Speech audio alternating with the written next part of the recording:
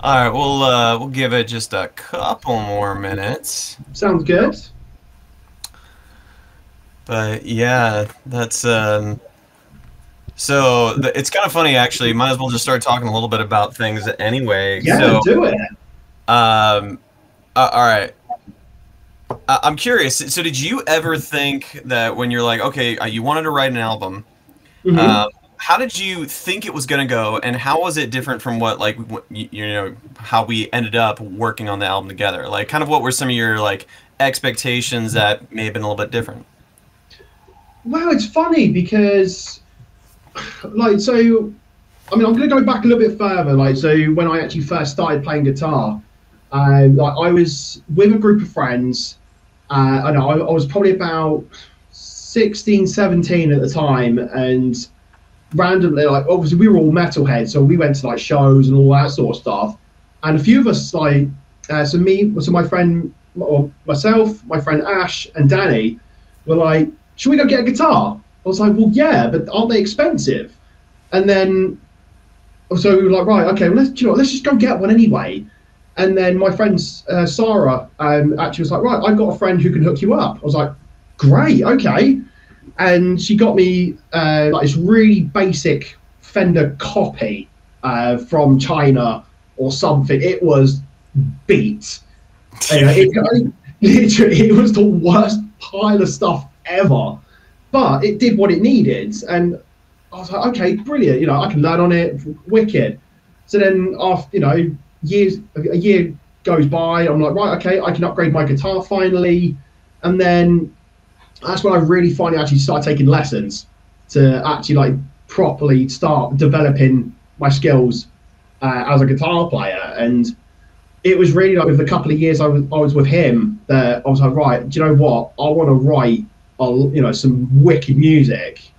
And I think the journey kind of started from there with having that vision of wanting to be able to, write something that I can say, I was a part of it, and I want to show it to the world. And that's to me is where it kind of started. And I thought it was going to be really easy. Like I thought it was going to be like, yeah, I'm going to write a few chords, some bass lines, be like, yeah, sweet. Yeah, then I started listening to other people, like bigger bands like Dream Theater, Trivium, and Yeah. that, and I listened to it. I was like, ah, this is going to be more problematic than I thought. But I was like, no, I'm going to keep going with it. And yeah, so I just kept writing. I was like, right, I'm going to make an album. And I still had that thought. I was like, it's just going to go. It's going to go. But a lot of the time I found was actually because of my ego. So there is a bit of well, I say it's a bit of a story. I mean, we can probably get into this a little bit later, but there's a story with Gear Gods, the YouTube channel. They did a contest quite a long time ago, and I was part of it.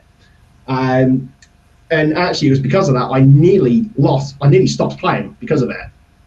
And it was because of my ego. I actually remember that story. No, that it is a really good one. Um, but yeah, so now that we got a few people in here, looks like we've got Dream, Mr. Smiley Face in one chat, and we got a few others in a few other places. So just so that way everyone is aware, we've got multiple streams going out to multiple places, multiple chats. We're new to this, so if we miss some of your chats or whatnot, apologies. We'll do what we can. But yeah. So once again, this is the live stream of When Worlds Collide with myself, Matt Glass, and Robert Gregory. And yeah, so what we're going to do today is we're just going to be going through all the songs on the album, just basically from front to back, and talking about them as we go. So if anyone does, like in particular, like our band lab friends trying to jump in, asking about, to listen to something on someone else's profile, it will be pretty much impossible to listen to that because all of our audio is coming from inside the stream. So just a couple of things to let everybody know. But all right, so now starting right off at the beginning, So, Bobby, I have to say this. The first time you Mhm. sent me the first song, How Your Mhm. Sins Invade, first off, metal as hell title. How Your Sins Invade! Like, it has just got that vibe to it. When I first heard it, it was hilarious because it actually reminded me of a long time ago where I did a cover of Mhm. the Breaking Benjamin Halo 2 Yeah. song. Mhm. And so when I first heard that choir that you put in, I was like, holy crap, like I am suddenly brought back to Halo 2 days, and it was awesome. So how did you get started on that song? So with that one, so this is so DJ Tatius on BandLab quite a little while ago did a little jingle contest, and when I caught wind of it on the feed, I was like, oh, I want to write something for it. So I was like, right, okay, what do I write?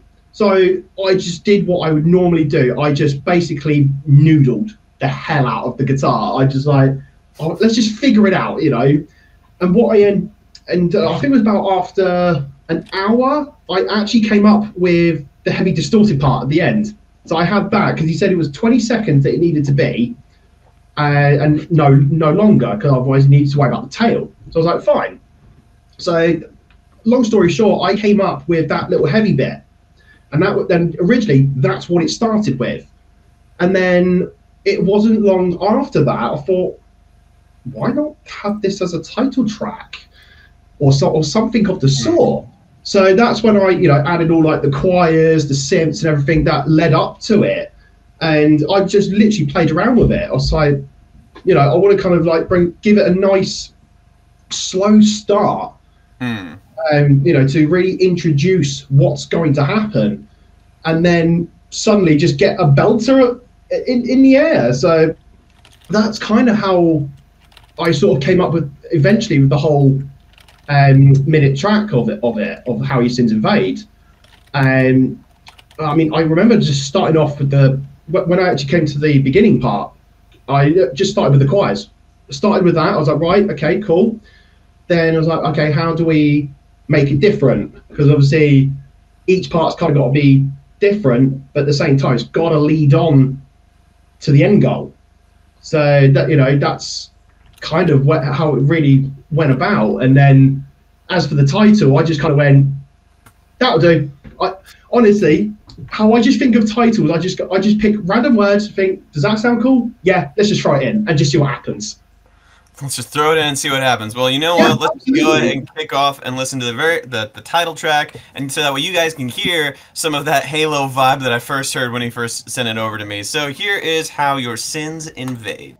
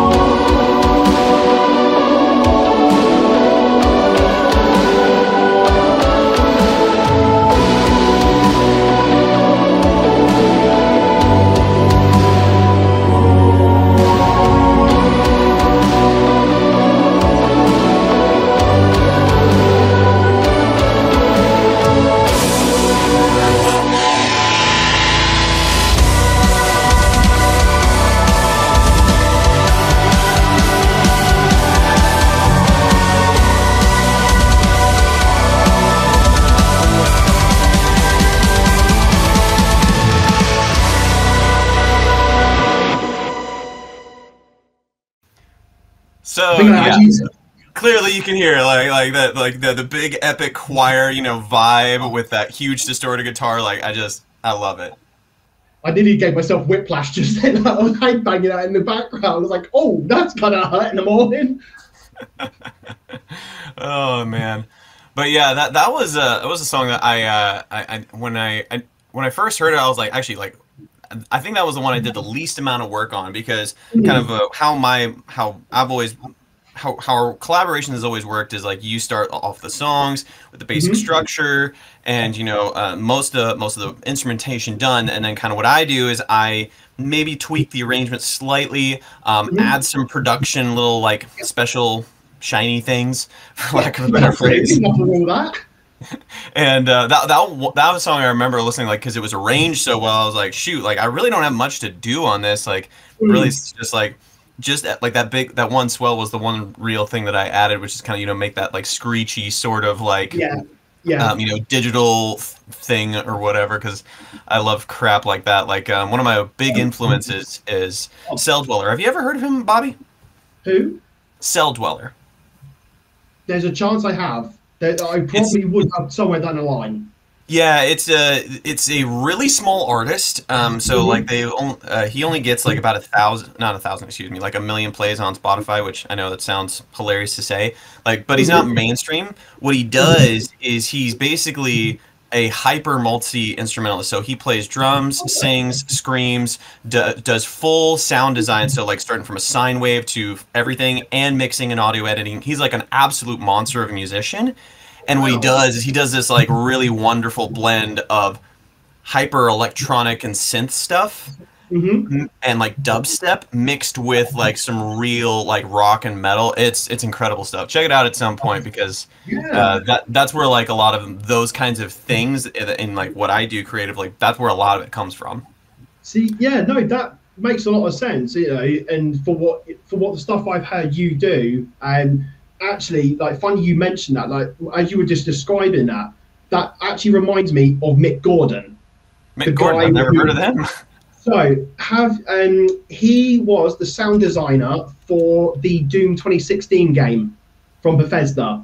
And Oh. Doom Eternal, he wrote all the music for it, honestly, like, and the way you were describing Cell Dweller was, it literally made me think of um, Mick Gordon straight away. That was my first instant link. So I thought, and I fucking love Mick Gordon, like, for what he's done, especially with some of the track like BFG Division and Rip and Tear. Holy flipping hell! Like, that is some incredible stuff. Definitely, like, I think you might actually like what he does.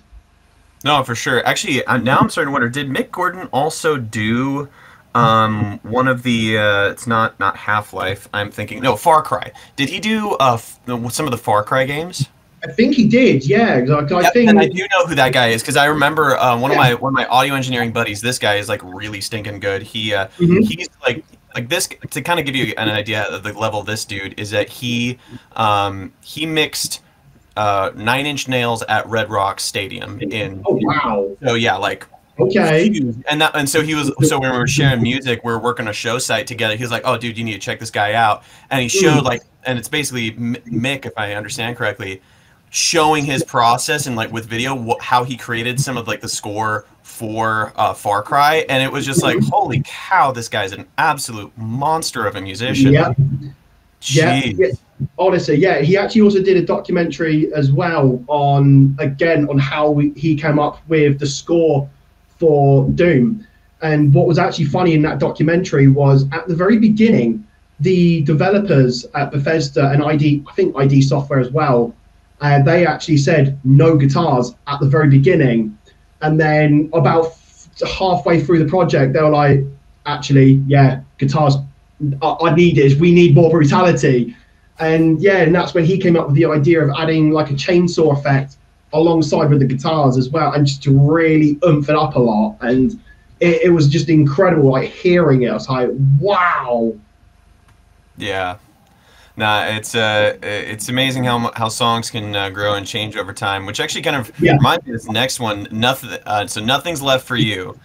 This was Mm-hmm. one I know this one for me vocally was super Mm-hmm. difficult. Is because I don't know why, but like some choruses I connect with, and I'm like instantly can write something Yeah. or several things. Mm-hmm. But this song, for some reason, it kind of perturbed me for a while. Like I couldn't quite get something that I was happy with, so that's why it actually ended up with kind of Really? like the first line, second line, kind of very call and responsey with two different vocal Mm-hmm. sounds. Okay.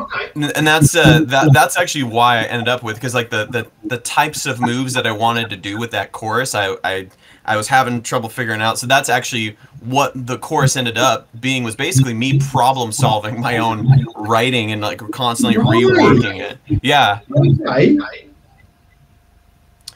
But let me see here. Oh, look, sounds. So we may have a stream playing in the background. Okay. Yeah, just mute the audio on the stream that you're listening to. Because yeah, what we're doing at the same time is we're trying to monitor the streams as well to make sure that, you know, everyone's getting interacted and answered and all that. There we go. That should do it now. All right, all right.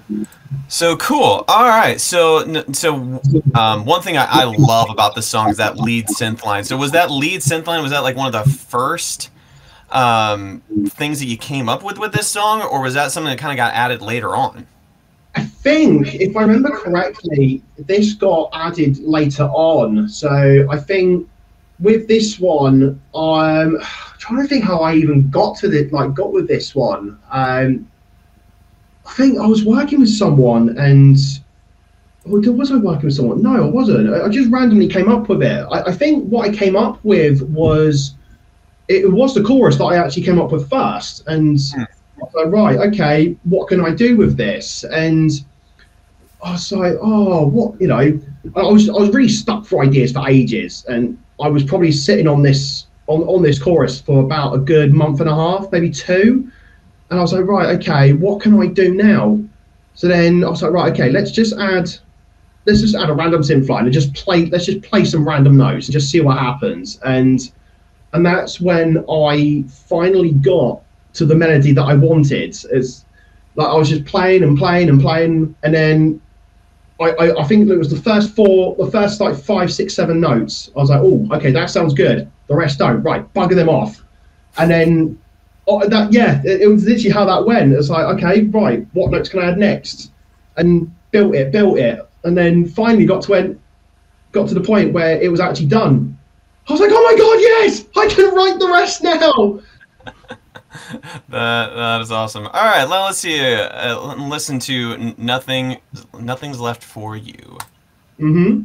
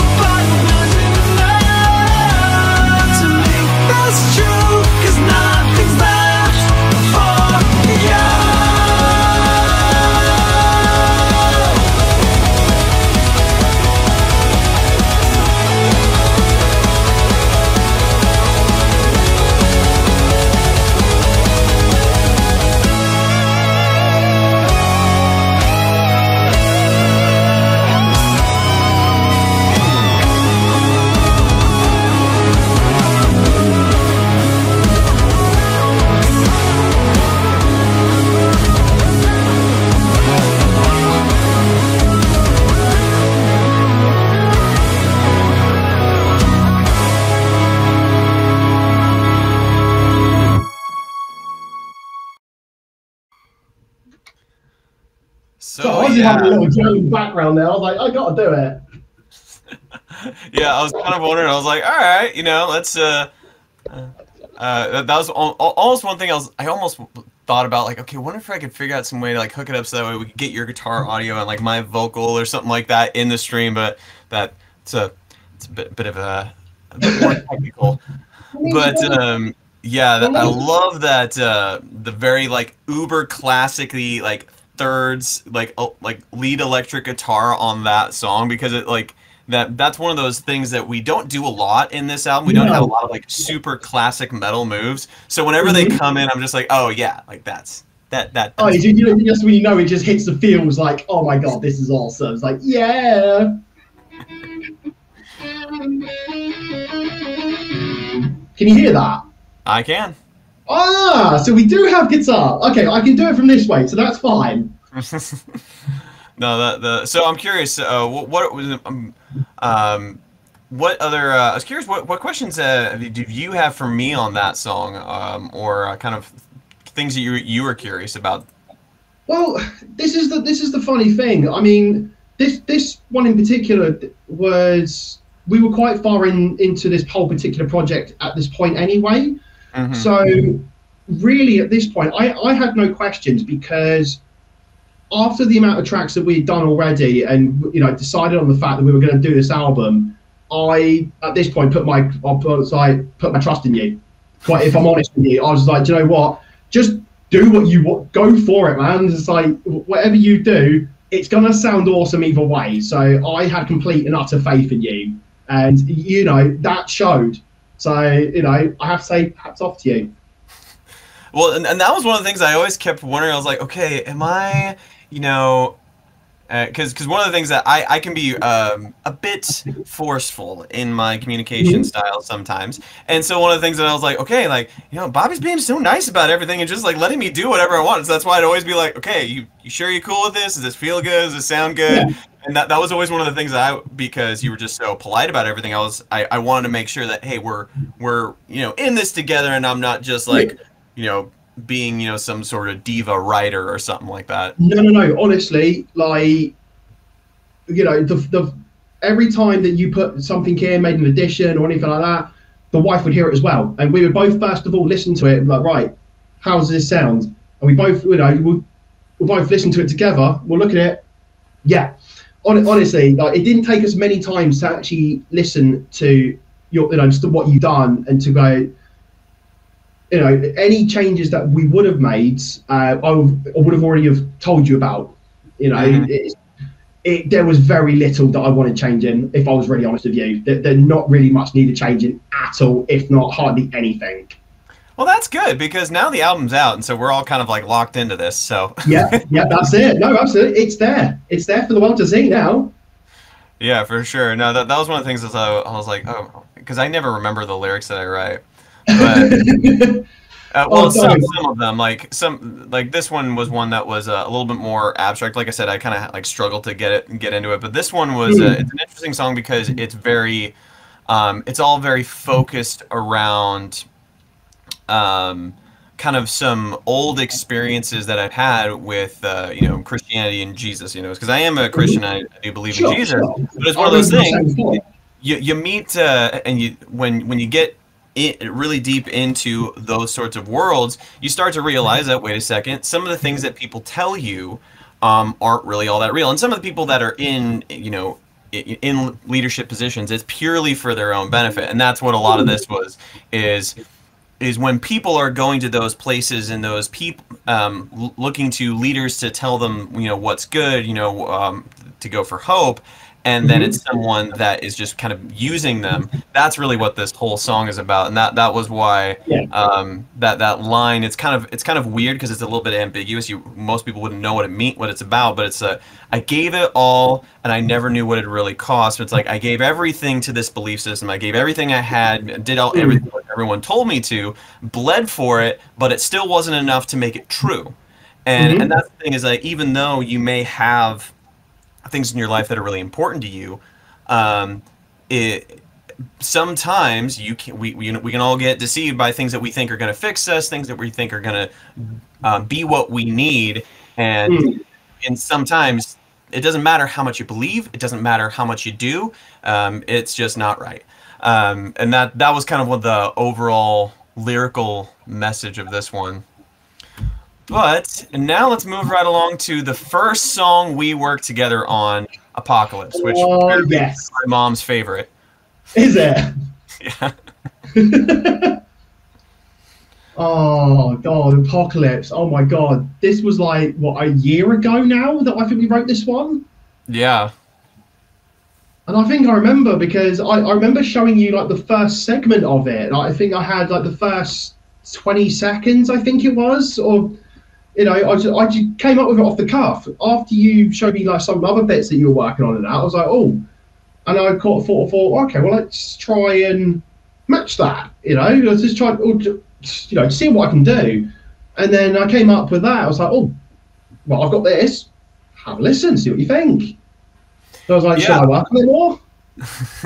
No, and one of the things I wanted to ask you about this one's a little bit more approachable, like a little bit, because I describe this album to everyone as like, this is pop metal, because Mm-hmm. we've got lots of, so like, it's pretty production, lots of synths involved, a lot of Yeah. singing, but it's still metal. We got some breakdowns, some speed, blast beats, screaming. And Yeah, so yeah.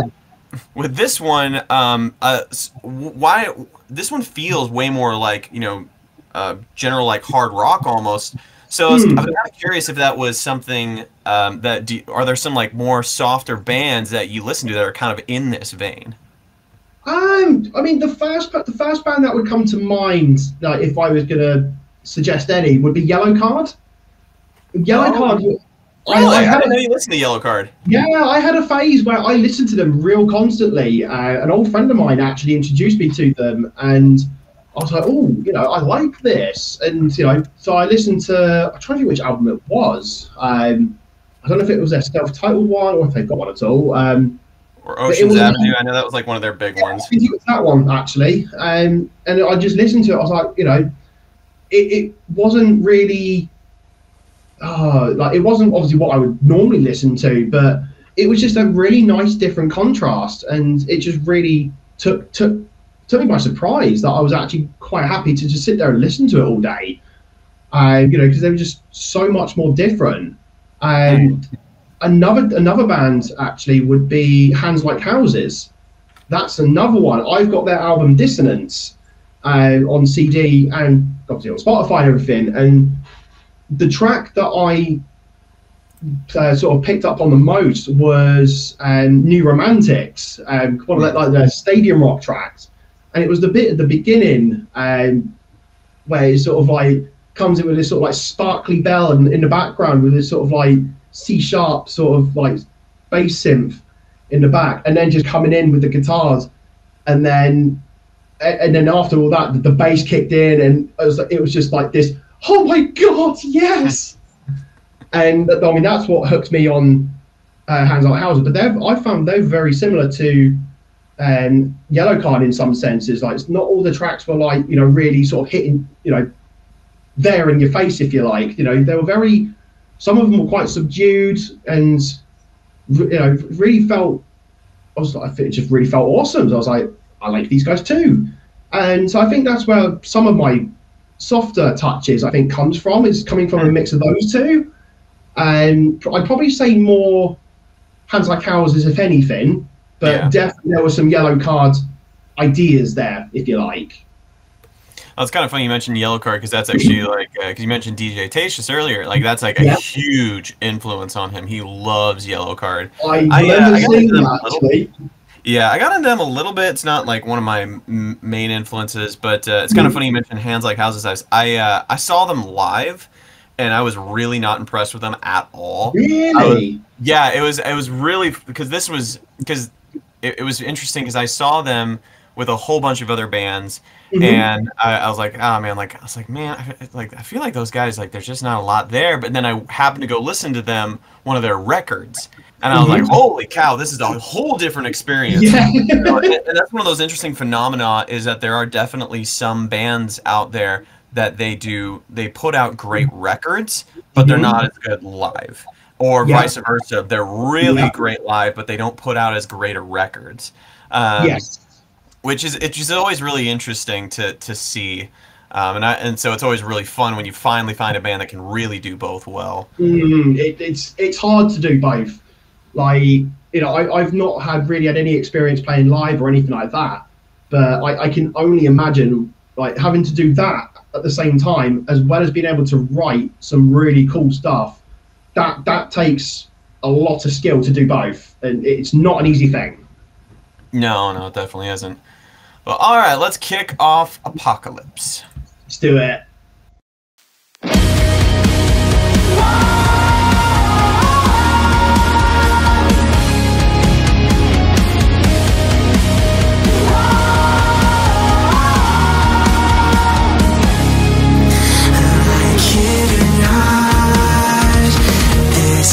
What we want, the consequence will always catch up to us.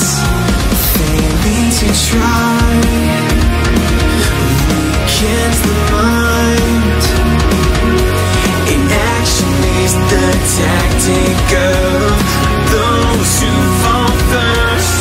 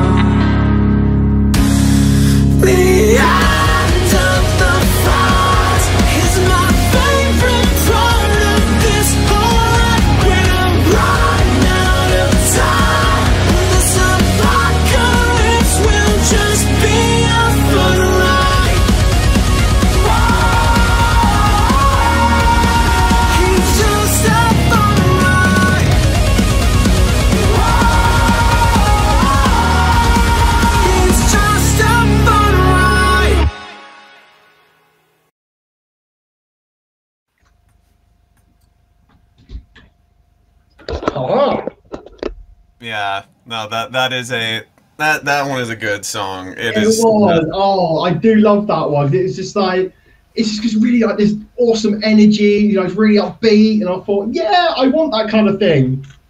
Well, and honestly, that little tapping solo that you throw in at the end there, it's kind of one of those that people don't expect that to come out, and it fits so well with the whoa. I thought it really did, yeah.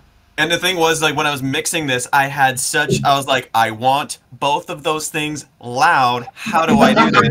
So you'll notice, like, if you're paying attention, is that when like you're on the first part of the like where the woes, so the woes come backwards just a little bit because they have lots of reverb on them, and I take the reverb out of the tapping solo, and so it comes forward a little bit so that we can really hear like all those like crazy notes that you're hitting, and then I pull it back and add more reverb and like lower it just a little bit so that way it's just a fun ride, like so that way that comes forward just for that moment, and like because I was like I need all of these things to hit nice and hard. So I was really happy with the way that one ended up. Honestly, no, absolutely, man. Like you've done a stellar job with it. And actually, that little tapping thing was one of the last things I put in because Oh, really? it was honestly, yeah, it was because I thought, right, you know, it's the last chorus. How do I differentiate this? And I think I just remember I was just tapping away, and I just thought, well, actually, let's just put it in, just see what happens. Honestly, a lot of the way I write is I just wing it, and I think that's, you know, I have some kind of idea of how I want to like put stuff together, but a lot of the time is when I want to like fine tune it, I will wing it. Mm. You know, it's worked so far. It will fail me at some point, and then I'll just come back up again and just do it again. Well, and that's one of the things about writing. That's why I tell everyone, like, rewrite your parts. Like, don't just leave it alone. Is because that whole process of, like, just winging it, that's you brainstorming, coming up with lots of different ideas, and then, like, trying them in, like, all right, does this fit? Does this fit? It's almost like a puzzle piece. And so the thing that I like to do is where because I've done this for a long time I've done this professionally since I was 19, so that's now, what, 16 years? Okay. So because of that, I've played a lot of different genres. Now I've got to the point where I can, for the most part, like definitely not all the time, but for the most part, I can kind of be like, this piece fits here, and be a little bit faster and be a little bit more cerebral in how I create versus just raw brainstorming. But like I said earlier, like Nothing's Left for You, that was a raw brainstorm because I was like, I'm not sold on any of these ideas. Let's just keep churning out ideas until the right one shows up. Yeah, absolutely, and you know when the right one shows up because, like, what was it? It was actually right in it was the intro hook for Nothing's Left for You. Like, I think I went through that probably about 20 times before I actually settled on that beginning bit. You know, when I finally got it, I was like, I listened to it like 5 times and went, yep, that's it. That is going in. Yeah. But yeah, I must have changed that about 20 times before I'd settled on that one. It was frustrating as hell. Yeah, because the way that I always describe that feeling is like you hear something in your head that you're like, wait, no, I know what should be there, but like you can't, like you don't quite have the idea firmly enough that it's not like, oh yes, this is a hammer part that starts on the 5 and then it rolls off to a 2. Like you don't have it that solid in your head, so that way you just have this frustration of like, I know it's not right yet. I'm really close, and oftentimes it's that work through where the best ideas come from. Oh, definitely that, and it's like it's such an awesome feeling that once you get the part you want and you know it's how it's definitely what you think there as well. It's just like, yes, that will do. Thank you very much. I can move on to the next part. Dude, I did a random little video clip on my BandLab profile, and it was basically showing everyone, like, so when I say I rewrite my parts, I take it seriously, and it's basically, I counted up 36 takes trying to get one small section, 4 bars right. Yeah.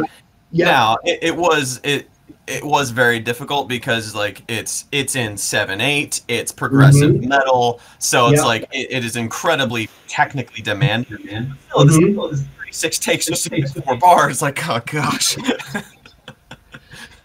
But no, absolutely, and you know what? It was like I explained earlier. It's like when I get to a point where I'm happy with the structure and I'm happy with the flow of the music, I will go back again and I will listen to each individual track that I've done, that I've personally played, and I will think to myself, like, right, does this work? Does this sound good? Are there any mess ups? And if one of those is ticked, I go again on that part alone, but I will keep going until I get it right. And sometimes finds that every time I do that, part of it changes. Yep. And then every time it's like I try and nail that one part, and then I do something slightly different, but then I think, well, that just worked far better. So then now I'll start doing that, and then something else changes. It's like, oh my god, this is a never-ending cycle. Yeah. Oh, yeah. It definitely is. All right. So now Oh, tell me, how did you start Duality in Reality? Duality in Reality. So I started this one for good couple of years ago. So I think so. I'm part of also the band Across the Kingdom in the UK. So it's me, my friend Simon, Jake, Josh, and Will. So obviously we're all in this band, and we were sort of like trying to brainstorm ideas. And obviously the way I like to sort of present ideas is come up with unfinished, well, I say finished drafts, if you like. That's a good way of doing it. Yeah. Yeah, absolutely. Rather than sort of coming up with one little segment, I will sort of like think of a whole entire piece, and then I'll present it and then be like, do you want to take any, and then my thoughts are, do you want to take any part of it from it? Is it good as it is? If not, what needs to be changed, and all that sort of stuff.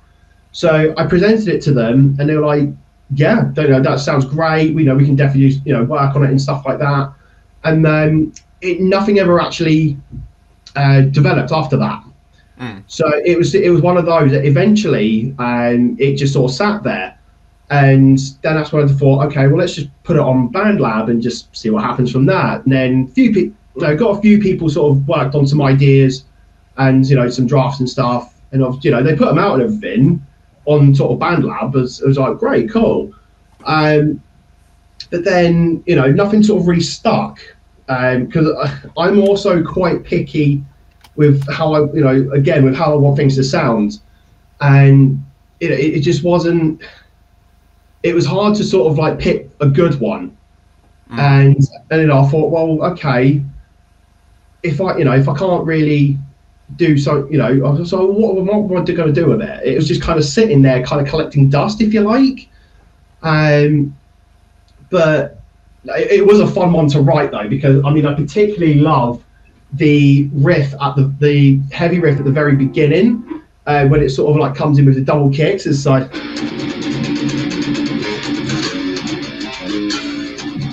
oh yeah. I love that one. Yeah, that is a solid ass riff. I don't even know how I did it. I just sort of went, again, I just noodled and just went, yeah, okay, so we're gonna go like that. Yeah, and then there. But one of my other favourite parts that I magically came up with was the verse harmonies. I was like, I don't know how I do things. I just write and just play. Honestly, my sense of my music theory knowledge is really terrible. Like, it's basic enough that I can get by, but when it actually comes to like trying to explain the theory behind it, I can't do that because it's not there. But I just sort of go with feel on it, I guess. It's just like, and then I just kind of just did it was kind of like a harmony from like the actual main part of the verse, which was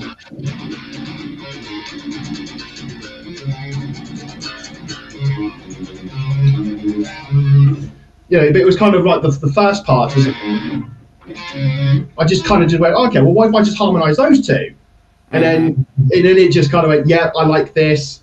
And then it just kind of went further and further. It was just brilliant. It was like, how did I even do it? And that's partly a lot of the times, like with all these tracks that we've started, is like, that's how a lot of them I've written. It's just, I've just wung it. Well, your winging it definitely works. I'll say that. But I do have to acknowledge we got some lovely people over here on BandLab. Yasmin, Dr. Snave, and then also Jason Jacobs. Like we got several like the metal folks here. Oh, get on, you guys. Hey, what's up?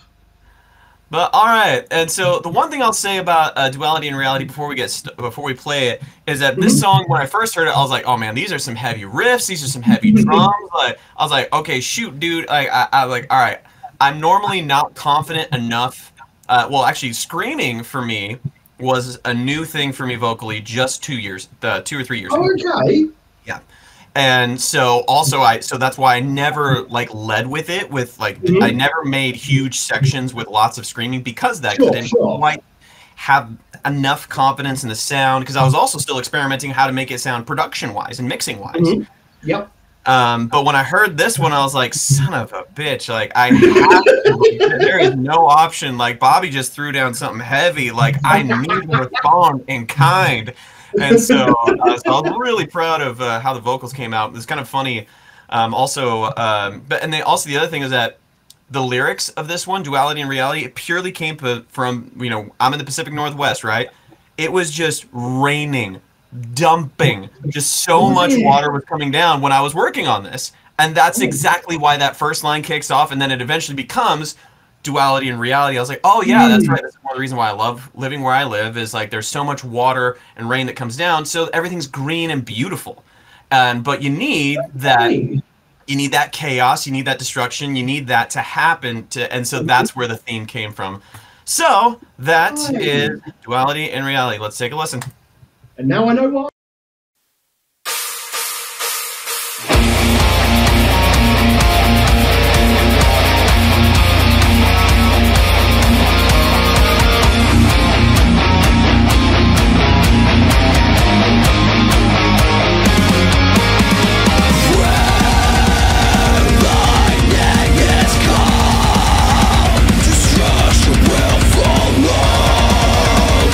Without a smile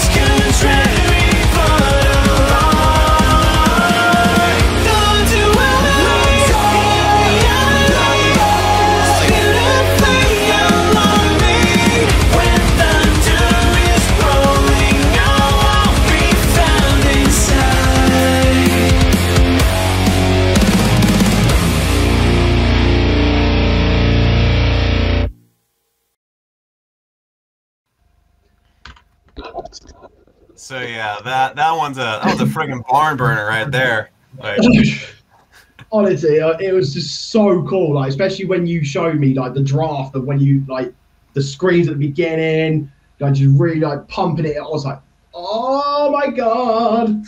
It was like for me, it was like one of those meme moments, like, oh my god! oh yeah, I haven't seen that meme in a while. I know. But no, honestly, man, that was incredible, and it was like it really gave it the life it needed, and it was just like, oh my god, yes. Okay, well, so first thing I want to acknowledge a couple people. My buddy John Watkins just came in on the Facebook. So, hey man, how's it going? And then Yasmin, I wanted to acknowledge that about the harsh vocals because one of the because I mentioned just a little bit ago that I like about 2 years ago I hadn't screamed at all, and also adding grit to your voice in an intentional fashion without hurting yourself is really difficult, and it's kind of but the cool thing is that once you basically the big thing is with the harsh vocals is that even with screaming or just adding grit, the big thing is that you should never feel pain ever. It should always be something that's like very weirdly relaxed. That's one of the funny things is that when I'm doing that like I don't even know if I can do it right now. And like that thing, that is a really like unstable technique. It sounds like I'm absolutely thrashing my vocal cords, but I'm not. It's actually so easy and chill for me. But yeah, Yasmin, hit me up if you have questions on how to sing with some grit or whatnot, because I'm happy to teach you. It's not honestly that difficult. It's more of just getting your mind around it. But the last thing I'll say about Duality in Reality is that that chorus, it was really funny because it doesn't sound like a technically difficult chorus to sing, but it bounces between two sections of my register because like I actually have vocal damage, so there's a part of my voice that is just unstable. It really is. Yeah, and like and basically it's just from years and years of singing and singing to singing without warming up, you know, singing way too much, and also singing it with incorrect techniques. And so that was just one of the things is I was like I had to re-record and edit the absolute shit out of that vocals on the chorus. Like if you saw what the comping was like, it's like this, but that was exactly why. And I actually went to a friend of mine, who's the best singer that I know. I was like, Karen, like what the hell is wrong with me? Like why am I having such a problem with this? And I even sent her the song. She's like, where's your break point? And I was like, right here. She's like, that's why you're constantly hopping just right around the break point, and so you have to swap up your techniques. That's why. And I was like, okay, I should. I know. I was like, and the thing is, like, I felt kind of stupid because I'm like, I know better than that. Like, I should know that. Like, I've done this for long enough, but I just sometimes you just get in your own head a little bit too much. You get stuck, and you think that you just forget the obvious, for lack of a better phrase. Yeah. No, absolutely, and I suppose it's when you're in that moment as well. Like you kind of think, right, let's just go. You know, I keep saying this all the time, but you go with it and just see what happens, and then I suppose you then kind of forget about what like the basic fundamental points. Like you know, we all know them, like for what we do, but when you're sort of wrapped up in that moment, you almost forget about them, like unconsciously. Like you don't even think about it, and it's until you actually like get to a point where you're like proper stuck, and then.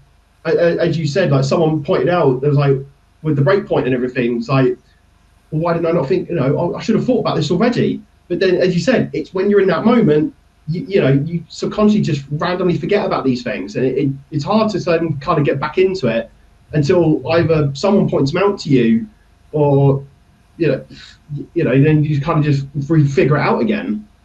Yeah. Absolutely. No, it's Tony, the whole Chris Lepe thing. Yeah. Actually, the reason why I learned how to sing with grit and gravel and also scream was actually because it took was 4 or 5 vocal lessons from Lucas from Veil of Maya. And I didn't realize it. I was so stinking close with my techniques, and basically Lucas was just like, all right, you're close. Here, do these little tweaks here, and then I just took some time, and then I got it. He kind of revolutionized how I sing, which is so never be afraid to take lessons from professionals. No, absolutely. It's like they know what they're doing. They've done it for a long time. Yeah, for sure. The All right, Fading Away. Yes. Now this song obviously lyrically means a shit ton to me. I remember hearing the first time you sent me this track, I was like, holy cow, this is really good.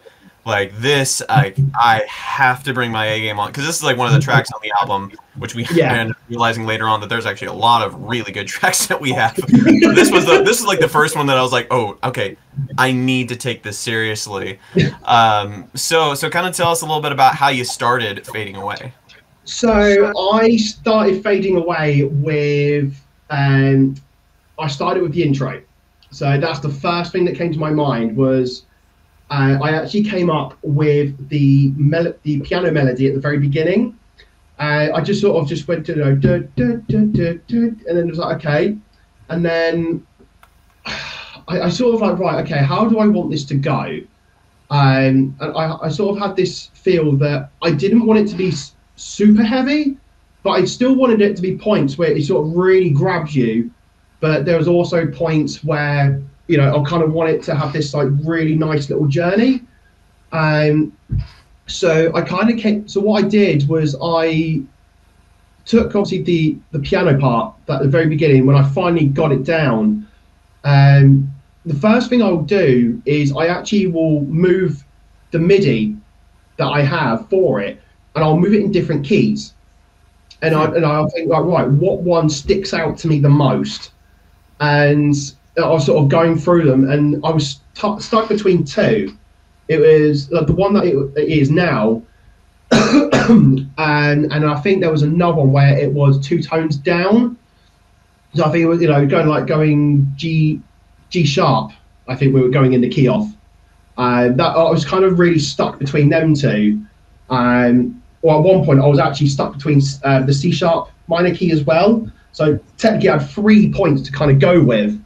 Because I did at one point rewrite the whole thing in sort of like C sharp minor with my other guitar that I've got.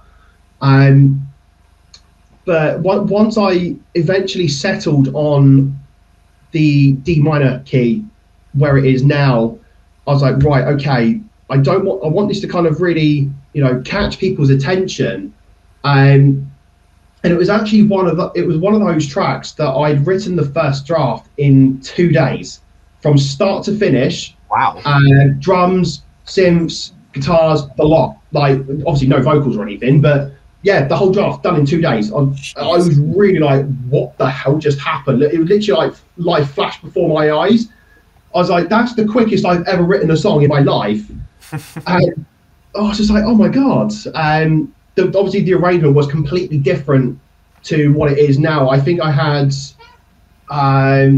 it was the middle part of the middle section where after the second verse, that was like far later, and then a couple of other sections were like further back, and at that time it didn't make sense to me.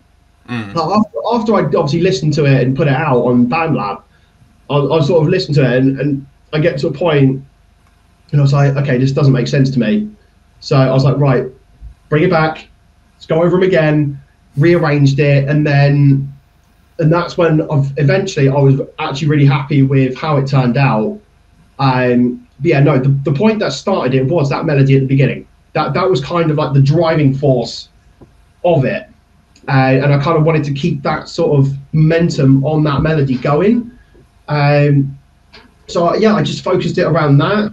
I wanted the verses to be kind of really sort of clean, you know, sort of like really mellow and everything like that. And that's sort of why I never had the first part of it. I didn't put any guitars in. It was literally just like the drums, bass. Well, no, so there was no bass in the beginning. It was just like the synth bass line stuff. And then just sort of went for it from there. And then after that, everything just fell together. Again, it was just one of those, I was just super, super impressed with how I even thought about that in that sort of time span as well. But yeah, no, actually, I had a question for you on this one, actually, was, you know, understanding that the subject that you chose for this was obviously, this one I think really hits home for a lot of people. because it's one of those that a lot of people will be going through this right now, or some point, maybe potentially somewhere down the line, or have seen it happen. And God forbid, I wish the best, for everyone that goes through it, because I only want them to sort of know that you're not struggling through it alone.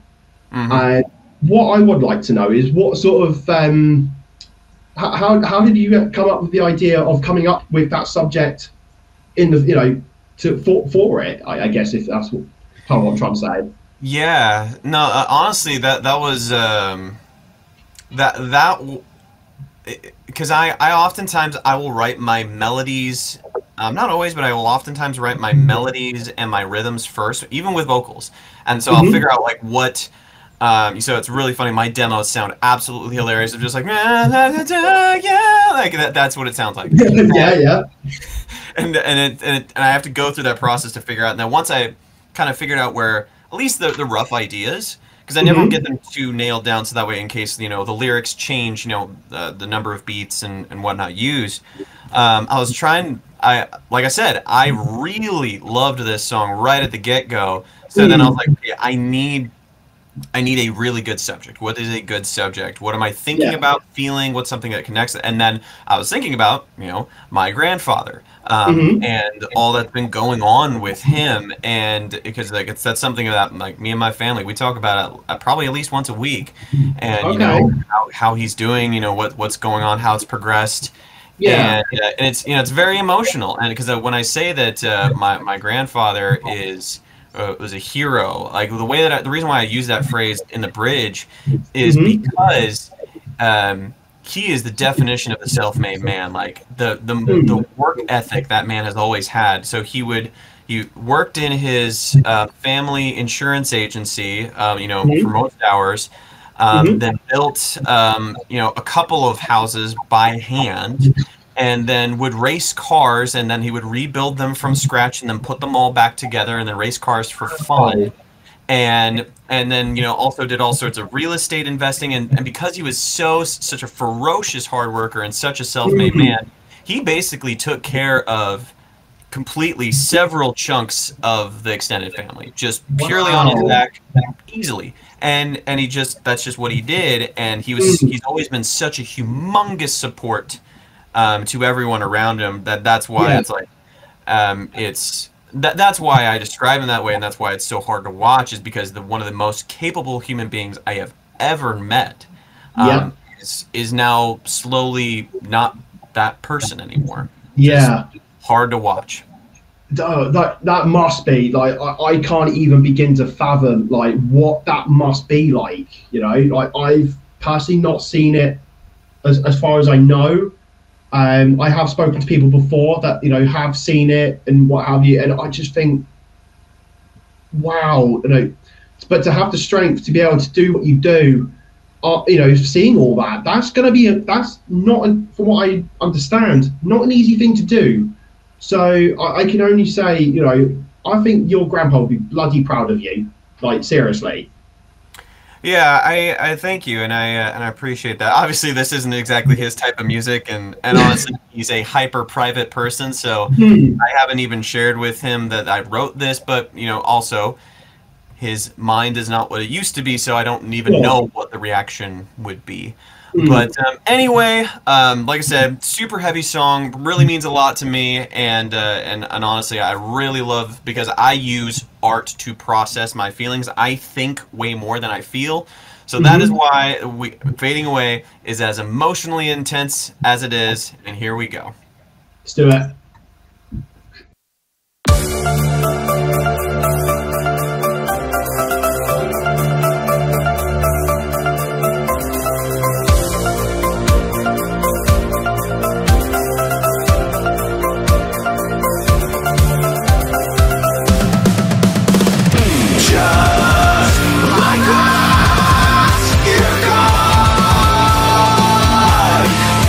But now, you're alive.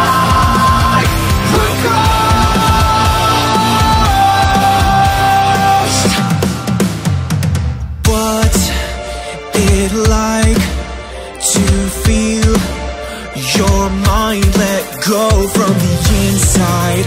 Was it sudden, or did you feel it coming? No, new memories. I can't believe this is happening. Nothing that can be done. Forced to just sit and watch. I know I will be forgotten for your worst song. Just like that, you're gone. You are here right now. You're like a ghost flying down. Just beating, just beating, just beating it out. Just beating, just beating, just beating it out.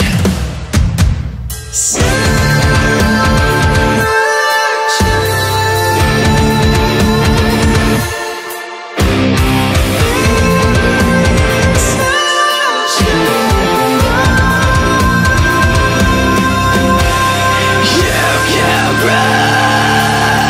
Yeah, everyone. Yeah, well done. Nothing's worse of a curse than to watch a hero fade. Just like that, you're gone. You are here right now. You're like a ghost flying down. Just beating, just beating, just beating it out. Just beating, just beating, just beating it out.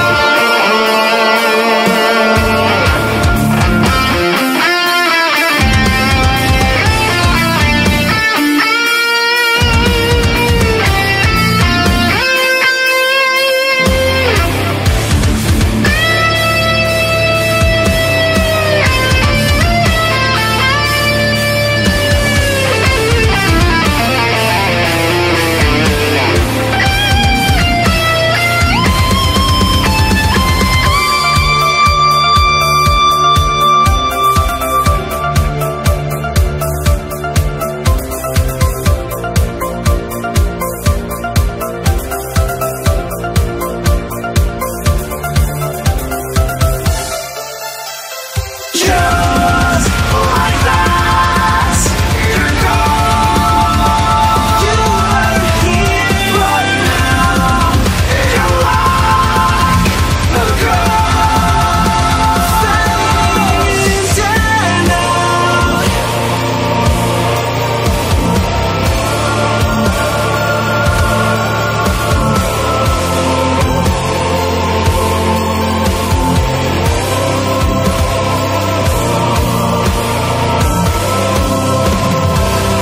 Just beating, you're just beating, just beating it out. Just beating, just beating it out. Oh, and there we are. Oh my gosh! And your timing is I perfect. literally, I was hearing it from downstairs. Like, I just said to the wife, like, song's about to finish. She's like, go, go, go. I was like, okay, run, run. Timing was excellent. It was Yeah. phenomenal. I was like, oh wow. Okay, we should probably get moving a little bit faster through these songs because there are 13 songs on this whole album. So let's move on to "I'm Done." So, what was there? Is there anything particular you wanted to share about this song? So I'm done. So is there anything I want to share about this? again, this was just a random one that I just put together. Like when I first started it, that I randomly just put together. I think that the part that sticks out the most was actually the breakdown that you're going to hear in this later. It's like that was the part I wrote first because I was like I went through a phase of just writing so many breakdowns, and I was like, oh, okay, can I write anything around it? Because like a lot of the ways I like to write is I start with the intro first, and then I usually follow it from there on. Actually, no, sorry, I tell a lie with that because it was the intro I wrote first because there was a couple of different variations that I think I showed you actually. With this, there was a bit of a shorter version to begin with, I think, where we had like a synth line sort of fading in and then sort of coming in, so with everything sort of crashing down and sort of really coming in. And then you sort of then came along and was like, right, well, actually, how about we try it this way, where we sort of elongated it a bit and, sort of like then let it come in later. It's like, okay, well, let's just try it out. And that one sort of hit really a lot better, I think, actually. Listening to it, I was like, oh, yes, it hits right where I want it. That's exactly it. That's where it's got to be. No, I just wrote this one off the cuff. Like it was just one of those I just randomly put together. There was no real sort of meaning behind it at the time. Like I was just in that phase where I was just writing stuff, and I was like, okay, now let's work on the puzzle piecing, and actually sort of putting it all together and everything. And this one was a little bit more difficult because, again, it was actually like the breakdown part, trying to fit that in along with everything else. I was actually the hardest part because I wanted it to kind of like hit well, but at the same time, sort of like really give you a good feel of this sort of sense, like, sort of part euphoria and then part anger, I guess is the right way of putting it. It was kind of like there was a bit of a contrast between two, I think. And I was trying to, I don't know if I had like a bad day at work or I can't remember. It was something that happened, and I just wanted something just to really sort of like just drive and really give it some oomph. And I think that's where it sort of derived from, and then that eventually got to the point of where it was, and then went, here you go, see what you think, and then that's when you kind of took it from there, and sort of became, made it become what it is now. What I'd like to know is, again, I suppose my question to you is, what were your thoughts on when you heard the draft? Like, did you know immediately, like, what subject you wanted to hit it with immediately?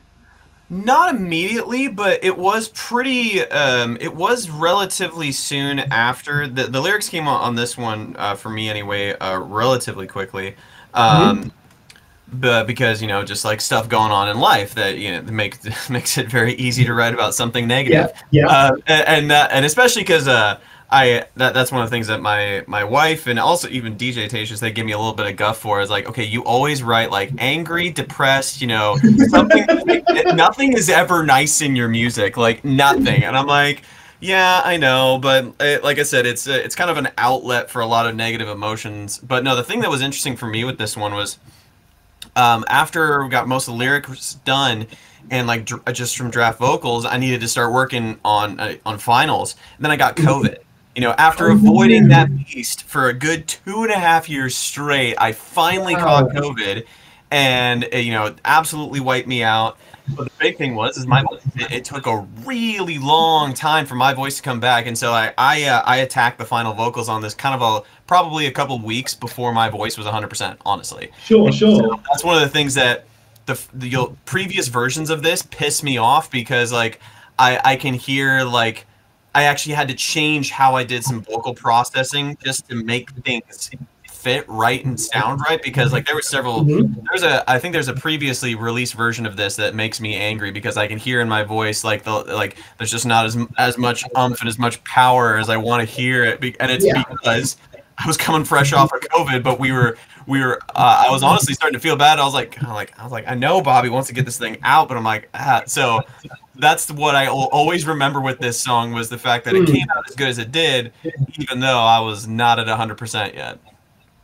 No, hats off to you, man. As I say, so I remember you telling me actually that when you got hit with it, it was like, oh man, I hope you're all right. And I think when you said to me, it's like, dude, I need to take some time out. It's hit me hard. I was like, dude, and I think I remember saying, it's like, don't worry about that. Just get better first. That's the important thing. And your health comes first. Like, don't strain yourself unnecessarily because that could cause further damage down the line.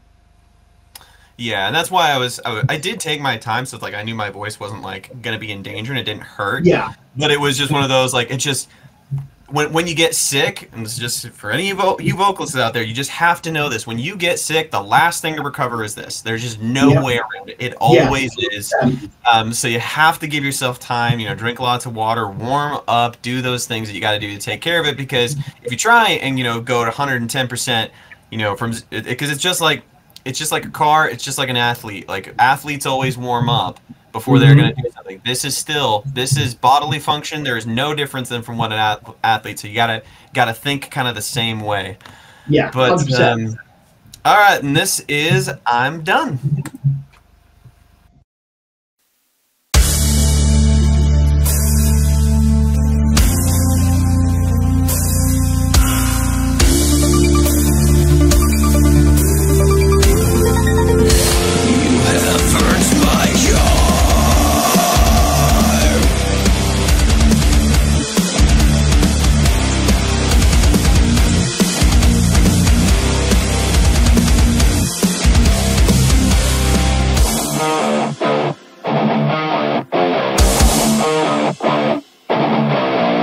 Inside of me, I don't believe you've had the pleasure yet to reach you. Push no more restraint. That's why I have to try again. You feel to try.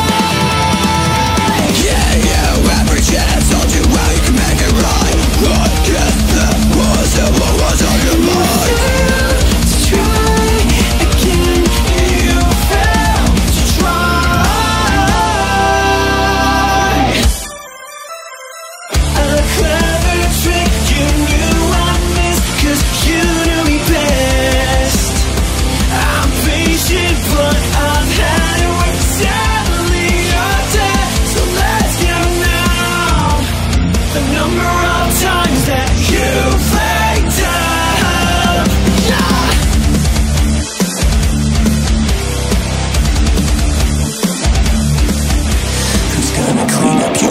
I know that I don't need the stress. You cannot see the killer's flaws. No, that's your personality. A waste of my time.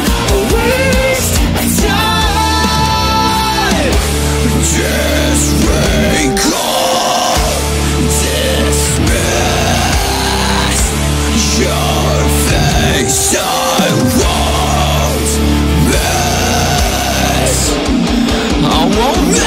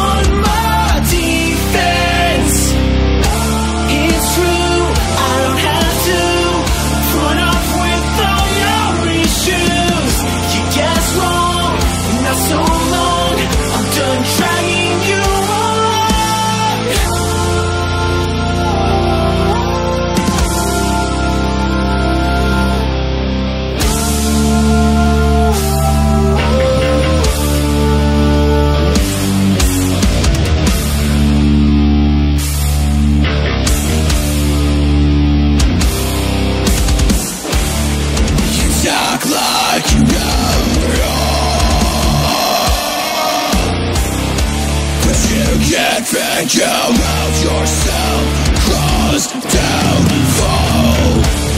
No more pity.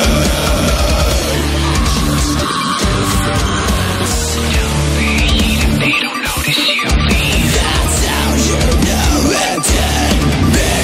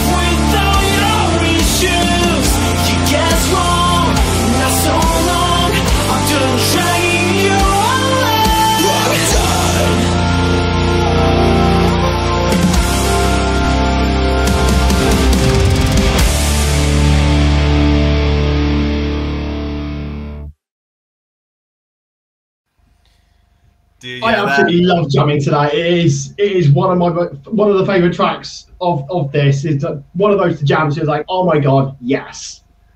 Oh yeah, one of the things that I am really proud of with that song is the fact that, because one thing that this is just like a little pet peeve of mine is I've met a lot of vocalists over the years that Hmm. they will tell you, and whenever you work with them, that they'll like, oh no, this is the only thing that I do. I only do this one thing, and you can't. And if I do Hmm. it, if you ask me to do anything else, I'll freak out, don't know how to do it. So that was one thing that as a vocalist, it's very important to me. It's like I want to be versatile, have lots of tools Yeah. at my disposal.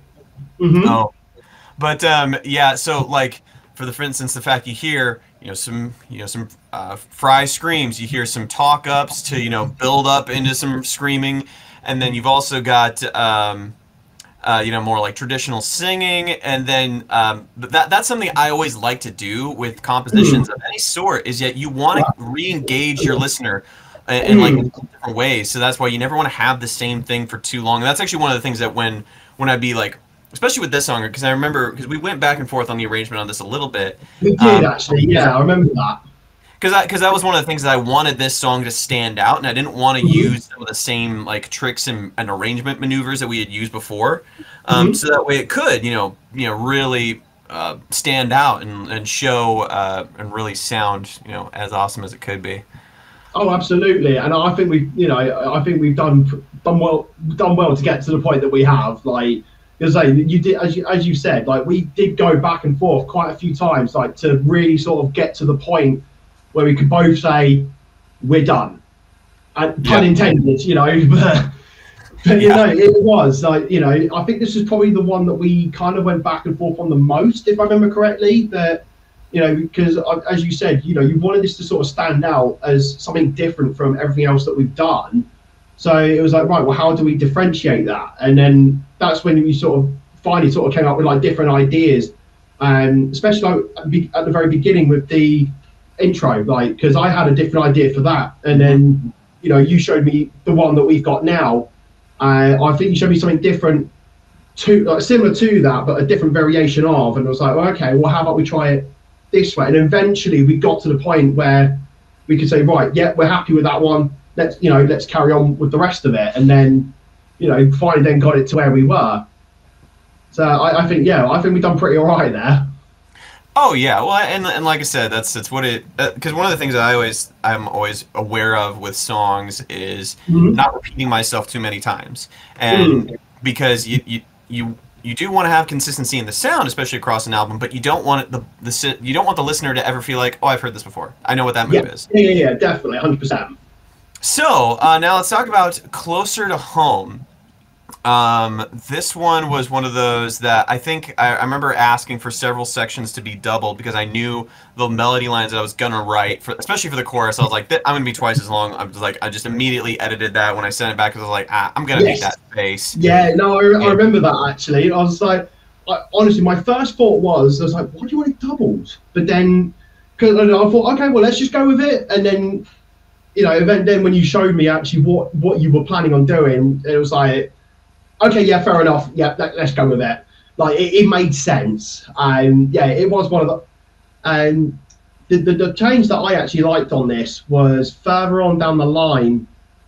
You've got this like really like incandescent break, where it's you've got like, all this sort of heavy distorted guitars and everything, and then suddenly it just goes, and then you're just left with this sort of ethereal reverb background, and it completely different, and really different contrast to everything that was on that track, and then it just sung, and to have it brought back, I really thought that was a brilliant idea. And I mean, I didn't even think of anything like that because I just sort of went with the kind of like to sort of keep it. If I kept it consistent, then I knew it was a good starting point. But I didn't even think of that, and that was a really good touch, man.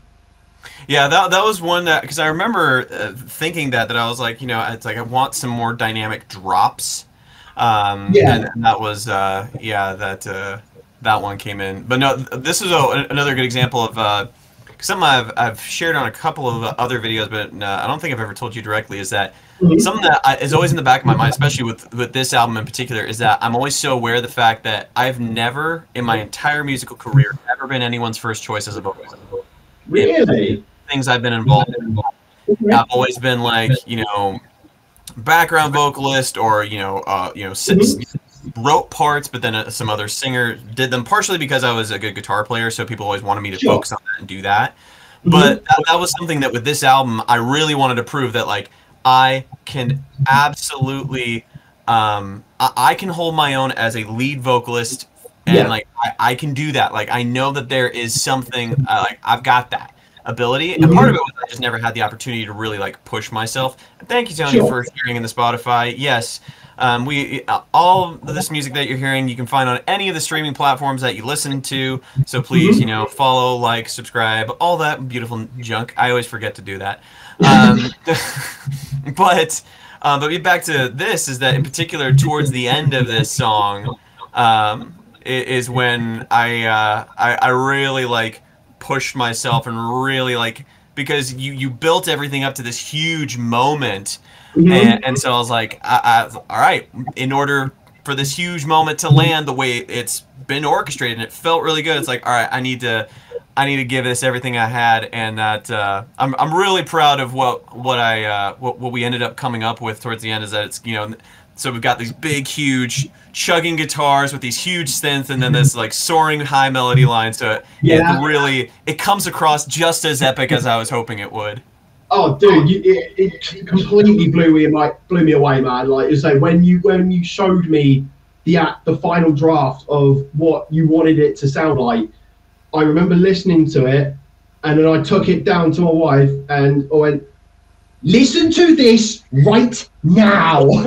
It was like kind of some of my choice words, but that was probably drop whatever you're doing. Listen to this. Stop, drop, and roll. Watch this down. Honestly, it was just incredible, and so I was like, "Yeah, gotta do it." So, oh my god, oh my god. Yeah, basically, that is kind of that was kind of what happened. Good to see you jumping in, man. I didn't see what platform you jumped in on, so. But yes, it was basically one of those moves, and the story for later on down the line. This is one of the times that I could pull off the insane vocals after the batshit crazy key change. There was another song that we have that I actually was like, I pulled it off in the demo, but I was like, I'm only ever going to be able to pull that off once. I was like, I don't think I'm going to be able to get, you know, 9 takes worth of this that I can layer into, you know, 3 vocal stacks, because that's what most of my vocal stacks are. It's about 3 vocals or so. And I was like, I'm not going to be consistent enough to hit that. Sorry.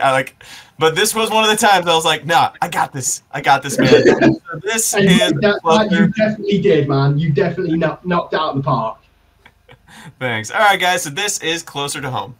Here we go.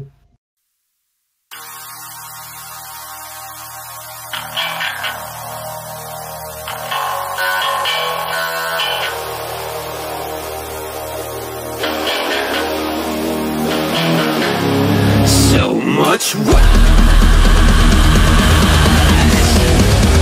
it I unnoticed. How often my brain has been on replay.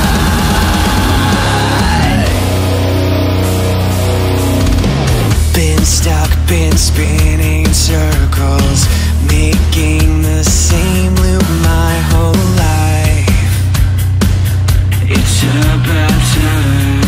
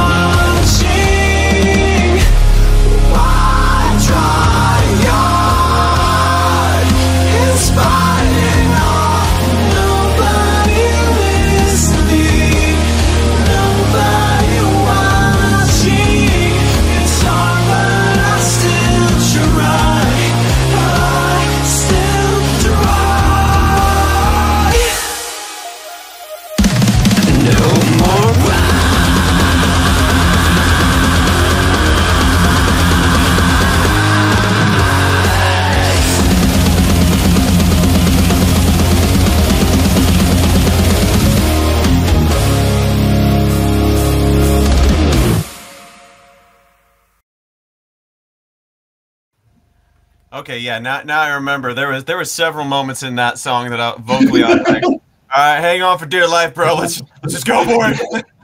It's like, hold on. Yeah, like for instance, the Oh. the one that one line, I actually kind of, this is one of those few moments where I actually impressed myself, was that Mhm, become someone worth it. You gotta let mhm. the demons free, like that thing. Yeah. When I first tried it, I was like, I really want this sound. I think I got the thing I want in mind, and I threw it down, and I was like, holy shit, that actually worked. Like that sounded like how I wanted it to, and I was like, did I have a lot of processing? And I was like, I really thought I was gonna have to do a lot of audio engineering work to make that sound, but Mm. surprisingly, it's just a little more reverb and a little more delay, um, on the end and a double. That's it. So I was actually like very happy that I was like, yes, I can make that sound, and I don't have to work so freaking hard to make it. Oh, brilliant, brilliant. But yeah, honestly, man, it was such a fun track to write. Because with that one, I wrote it obviously a while ago, showed it to other people, figured out what can you do with it, and again, got drafts back. It was like, and again, I was just being really picky with who I wanted this to go with, and that's when I settled. It was, I went, nah, it's got to go to Matt. It has to. It was just one of those. Once I sort of left it for a little while, I was when it's going to him now. He's not failed me once. I know he will not fail me again, and we will just long live the maestro. Yeah, it's no, and I thought that turned out, that song, he turned out even better than I thought it was going to, because Same here, absolutely same here. it's got all these moments and these wonderful movements that it really takes you on a journey, which that is always the mark of any good song, is that it takes you on some sort of an emotional journey. Yeah, Um, yeah, but yeah, 100%. And when you showed me like the different ideas, especially with that break just before the guitar solo, that actually, like, again, it blew me out of the water, because I didn't think of anything like that, because at the time I wouldn't have thought of something of that caliber. hmm And then you just sort of going, well, how about this instead? And it just really took me by surprise, but at the same time it was a really good surprise. It's like, yeah, we're having that in it, because I felt it just worked really well, especially with sort of breaking up the dynamic consistency, to sort of like bring it down for a little bit and then bring it back up again. I just thought it was a really good touch. Yeah, that's kind of like one of my. It's funny. DJ Tatius will make fun of me that I'm a bit of a rule Nazi when it comes to things, because he's discussed with me at length a lot of Mm-hmm. how I actually think and how I process music and really go through things, Hmm. and that's something that I know really. I have developed like all these little rules and habits in my head Yeah. of like, okay, if we've spent this much time at this dynamic level, then we need to Mm-hmm. move. And that's Yeah. why that's actually one of the reasons why, like, a lot of the arrangement things I suggested were things like that. Like, okay, is this a redundant movement, or Mm-hmm. dynamically speaking, have we done this same drop in this same pattern too many Yeah. times, and or have we hung out too long at really really high intensity? All right, we need to bring it down. We need to do something to get back up to this other moment. So that's honestly a lot of how I think through and really analyze music. But now let's It's move not a on. bad way to do it at all. Trust me.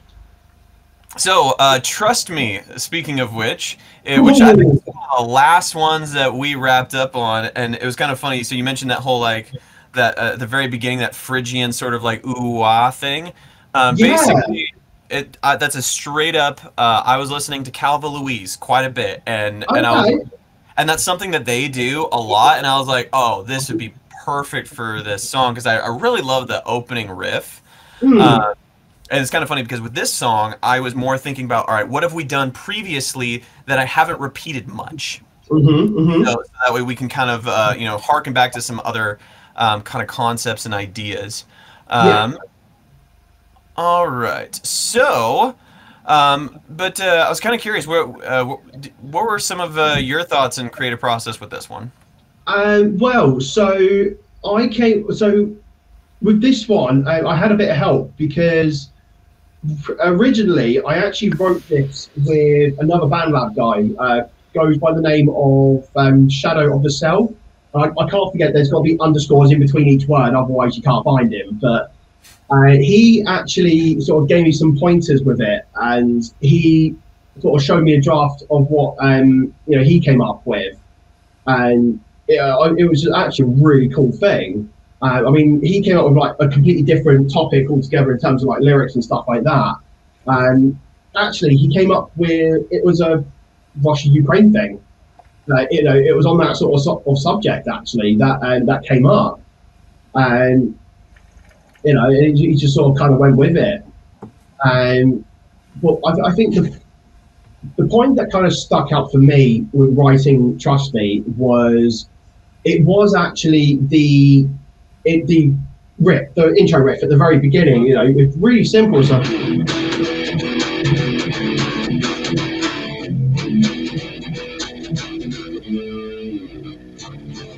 I sort of kept that, and I was like, well, I kind of want, again, this was one of those, I wanted it to sort of be short and straight to the point.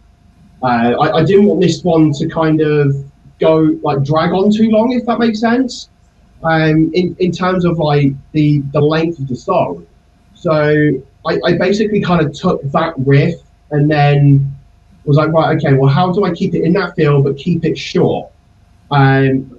And I was like, but then how do I also differentiate it from one another? And that's sort of when I came up with the actual like sort of verse riff. I was like,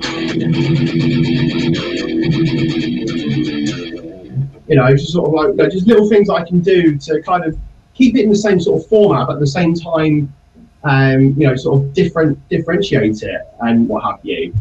And then just sort of just followed it on from there. And then the idea I had for the chorus was I wanted to have this real energy to it where it's sort of like at the, sort of peak of impact, if you like. Sort of like, so that's, I just came up with just a really simple thing. It's just sort of like, because a lot of the things that I had done before, like previously, prior, was I didn't make use of kind of accenting different like parts in a chorus. Like I would just I probably would have just done, which is all right in itself, but wouldn't necessarily kind of really give it a good, it wouldn't as well as it should. So I was like, okay, well, what can I do differently? And then that's when I sort of came up with like just sort of random accented palm mutes. So and and then sort of really then driving it from there, and it's like, yeah, okay, this works. And then I was like, right, well, what else can I do?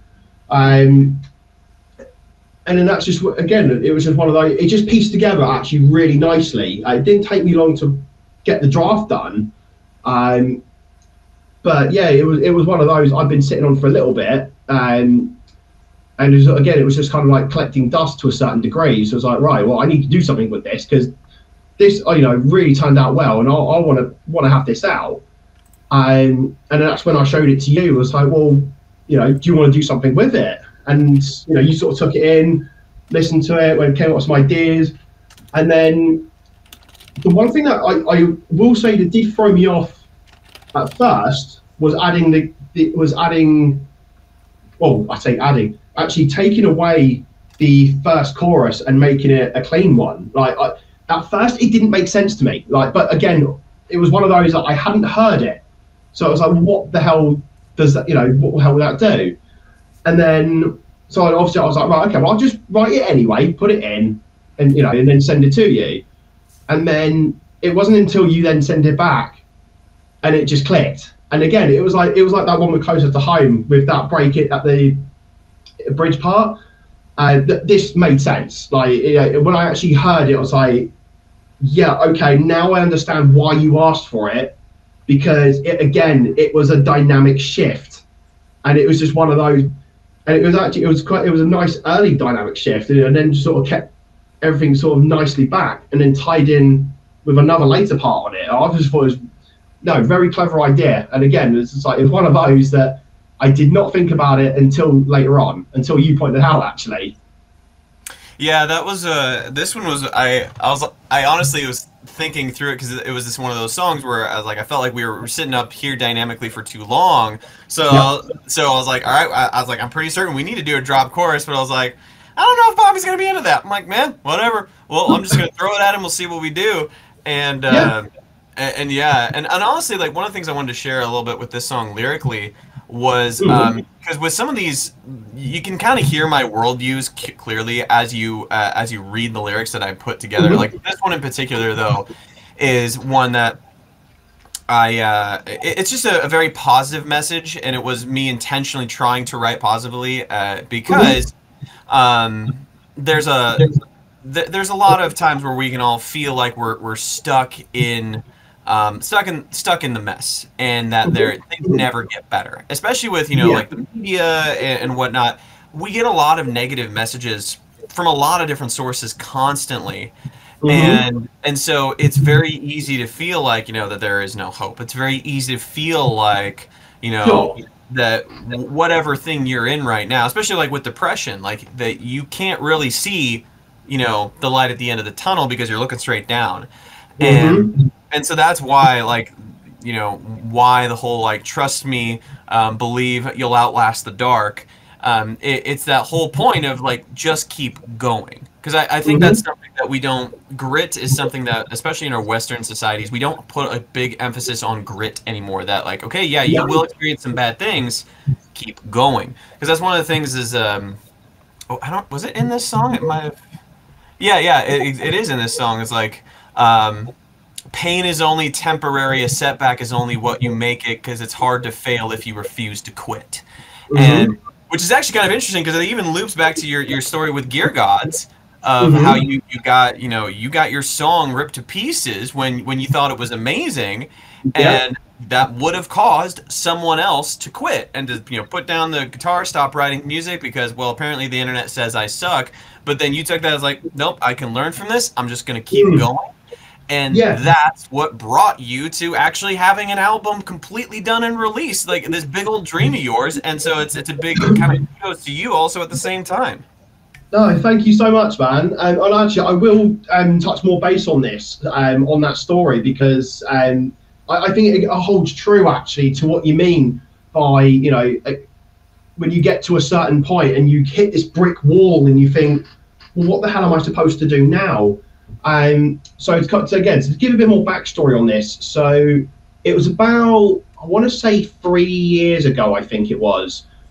So Gear Gods, the YouTube channel, did a songwriting contest where first prize for its contest was a Rev G100 guitar amp. So it was just like the amp heads, but this was like a big thing. Yeah. It was the first contest like for songwriting that he'd ever done, so he knew there was going to be um, what's the word? Ambitious people, should we call it? Throwing in some really wacky ideas. Um, but one of the things that, because obviously he's done a lot of songwriting himself, so he knows his criteria. And so what I did was I wrote what originally was called The Kingdom Falls. And it was, I at the time I thought it was a great track. One thing I missed, the top line, no vocals. There was no top line to it at all whatsoever. But at the time, I didn't think of that. So I just submitted it and think, well, it's there. If he gets to it, he gets to it. Um, and then, I was obviously watching the videos over and over to see if it would be picked up. And then it wasn't until one day there was a video that so I can't remember what the title was, but essentially it wasn't a great one. I was like, oh god! So there was some people with some bad ideas and stuff like that, things missing, and unfortunately, one of the Kingdom Falls was on that video, and yeah, it was. But and he fairly pretty much ripped it apart. Okay, fair enough. Some people did say out of that video, that some saving grace, they did say it was the most cohesive track on there. But again, no top line, so there was no real sort of no element, no real story element to it. So that's, you know, why I got ripped to pieces on it. And I literally remember I stopped playing for a good 3-4 weeks because of it. And, you know, because it was like, oh shit, you know, what the heck, you know, I worked so hard on it. And, you know, why is this so, you know, why people not like it? And then it, you know, took me a little while, and I thought, well, actually, what the hell am I doing? Like, you know, I sort of like sat down in this spot and went, what the F am I doing? Like, so I actually went, right, do you know what, hell with it. Let's watch the video again. Let's watch that bit. I did. We're back for more. I did, yeah. It was a tough decision to make, but I decided, you know what, I need to go back and understand why. Because at the time, you know, it was an emotional hurt, like, oh my God. But no, I decided, no, I'm going to watch that video again and just actually listen to what he's saying. And then that's when it really finally clicked. Like, you know, there was no there was no vocals on it, so there was no melody or anything like that. Then nothing that really stood out. It was, you know, at the time, you know, it was just something just randomly put together. And that's when I then made it my mission to get completed pieces. That was my next step. Was like, right, rather than just sort of putting instrumentals together, let's actually, you know, complete it and then actually just see where we go from it. And it was actually around that time I started getting heavily involved with BandLab. Because at that point, it was just kind of just in the background because I could use Cakewalk, you know, from it. But yeah, exactly. So it wasn't until that point I decided, right, well, let's just give BandLab a shot. You know, let's just see what this platform can do. And then that's when, you know, I got in contact with so many people. Then I started, you know, and then eventually down the line, I met DJ Tatius and yourself. So. You know, it was one of those glorifying moments. It was just like I you know, couldn't have written it the way I wanted to, but it was one of those moments. It was a bloody proud moment when I could finally say that I found someone that I want to work with like a lot. And I'm picky with that sort of things, and I've only got a select few people on there that I will go to first and foremost. And you know, after doing all these tracks with you, you're way up there. Thanks. Yeah, it's been a lot of fun. But yeah, so that's why this song, trust me, you know, holds it's that whole grit, that push through. Why that's something that both of us relate to a ton.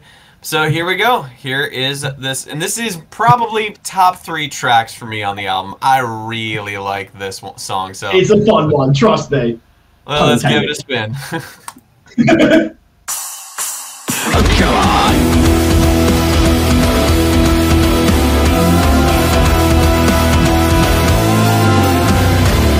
It won't matter what knocks you down, as long as you get off the ground. I see you, I've been you in the worst way. Bad luck is all you're stuck with when we're in change. The all-time low is going on time. It feels like this is gotta be life, but you don't see the other side. You don't give up while you can still stand up and rain now, but I know it will clear up. Things don't like temporary. The setback is only what you make it. It's hard to fail if you refuse to quit. Trust me, believe you'll outlast the dark. It's a small part of your story, not the ending arc.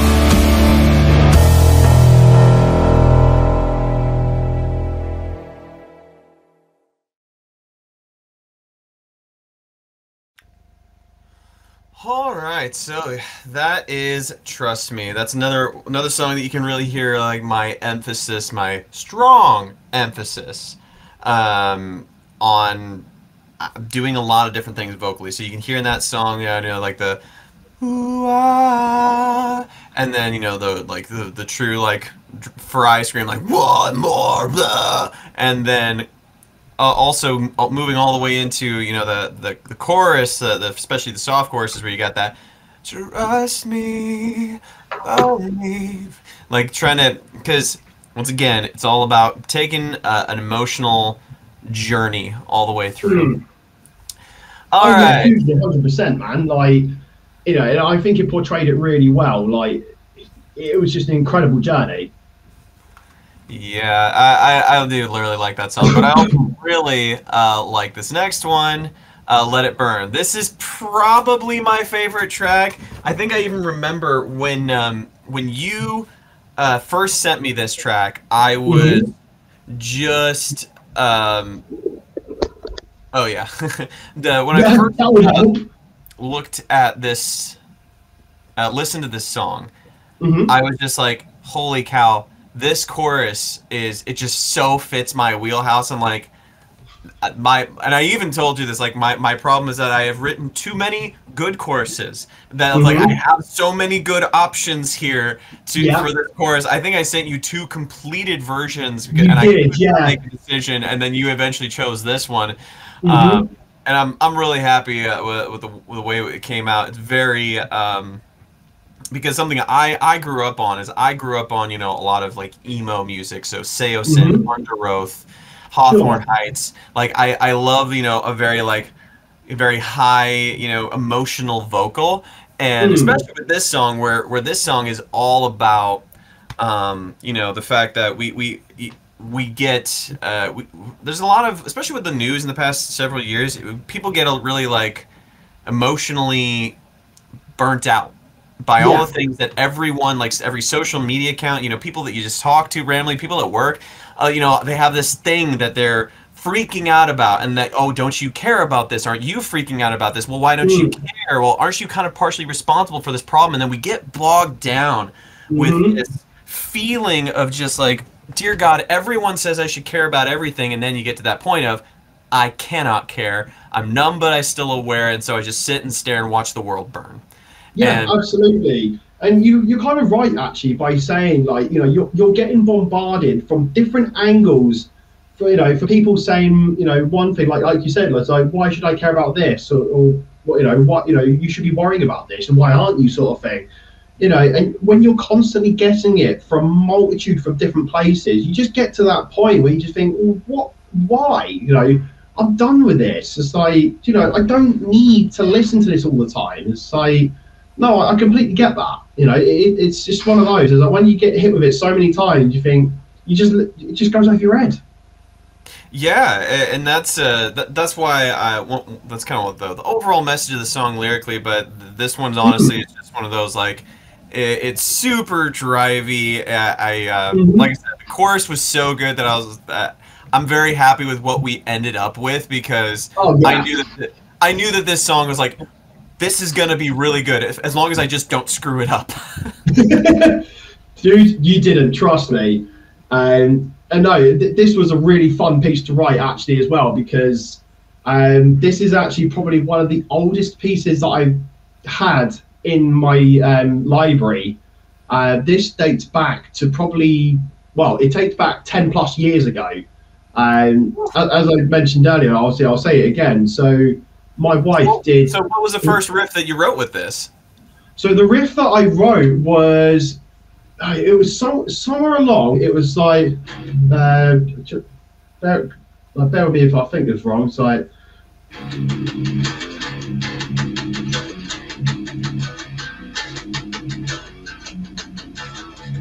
something like that. And so what I did, so this was part of my wife's college project, like 10 plus years ago. So she needed to have 4 original pieces written as part of her college degree.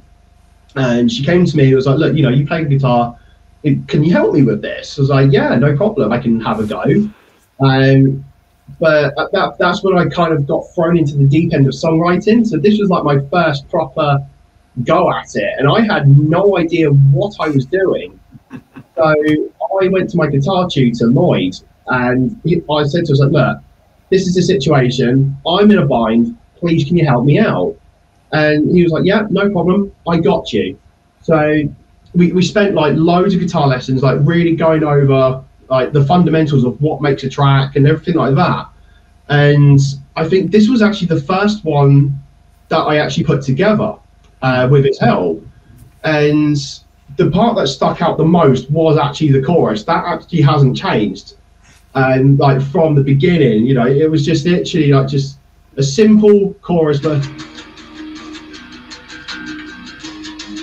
you know, it was kind of like just that. It was just all power chords at that point. Yeah. So when I came back to this later on, I wanted to kind of like really upgrade it. So we added that like crazy synth on the top. Oh yeah, that was completely new. Like that wasn't, obviously it wasn't even in the original piece whatsoever. And that I wanted to give it a more better breath of life. So what I did was I took the chorus, went, right, what can I do with it? So then I took the same chord progression and then just added some extra notes, like some thirds, fifths, you know, some, you know, kind of went like that. Turn up a little bit. Yeah. You know, and then, you know, sort of, so like, what can I do to kind of like bridge the gap, you know, sort of bridge each chord? So, you know, I sort of took that, then went like here, then added like, you know, sort of a suspended note on top of that, and then just like, it's like, okay, the next part is like, you're back here, and then just kept it going. So I just took little pieces of that chord, of that progression, and went, right, how can I make it so that it doesn't sound the same, but you know, but it still catches your ears. Mm-hmm. And that's eventually what I came up with. And when I finally got that, I was like, yes, okay, we're finally getting somewhere. And then I wanted to then focus on the verse, because again, it was just a simple riff that I obviously showed a minute ago. So you know, so I kind of went with that. And I was like, well, what can I do differently this time? You know, can I do anything different? And then that's when, you know, I sort of came up with just a sort of like a really, again, it was just simple, but it was different to what I did last time. And, you know, sort of adding in little flares here and there, which I thought, you know, yeah, I think this goes well, you know, sort of like, no, it wasn't, well, something similar. But the part of it I liked actually was there's a little harmony part. It was like, you know, sort of putting like that, and I just thought, yes, I want to put that in there. Yeah, I love those little, like, you know, you get a little bit high up on the neck, in between dropping down to low strings. I love that contrasty sound. Like, so when I was hearing some of those things, especially like peppered into the verse, I was like, oh yes, please, thank you. Oh yeah, definitely. Like it was one of those. Like, I wanted to like spice it up a little, and that's what I came up with. And then I tried to track this. Jesus Christ, this took me forever. Like especially this one up here, because there's a string skip in it. So you know, kind of like, oh, there is, yeah. So there's like, so it's like, you know, you got 9th fret 12 on the A string, and then it literally skips a string onto the D, but on the 9th as well. And it was just that jump. I couldn't get it so many times, and there was another one down here on the harmony part. So there's another string skip here. So trying to get that nailed was a nightmare of my life. When I finally got it, I was like, thank God, I can leave this alone now. Yeah, no, there's definitely, I can empathize with that. There's a few songs that I've written over the years. Okay, dear Lord, hi, Luna. Apparently my dog wants to, do you want to be a part of this? Hi. Hello. But, yeah, there's, the whenever you got like multiple string skips, or at least like string skips in weird places that you're not used to, oh yeah, that can throw off your just patterns that you're used to playing just enough that it's like you have to like learn a slightly different muscle memory, and it'll get you. 100%, yeah. Honestly, I was so happy when I actually finally nailed them. I was like, dude, I can just put it down now. That's done. I'm leaving that alone. If I go back to that now, that's going to cause a catastrophe in my books. Nice. All right, well, let's play Let It Burn. Let's do it.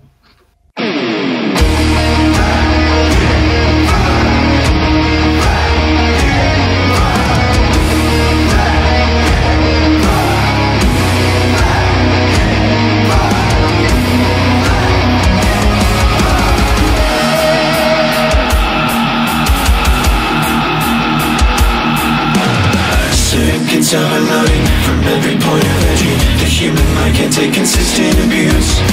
When every single event is an emergent threat, the world feels like it's on a precipice. Overwhelmed, let's tip the scale, 'cause I want the noise to end. Random things are gonna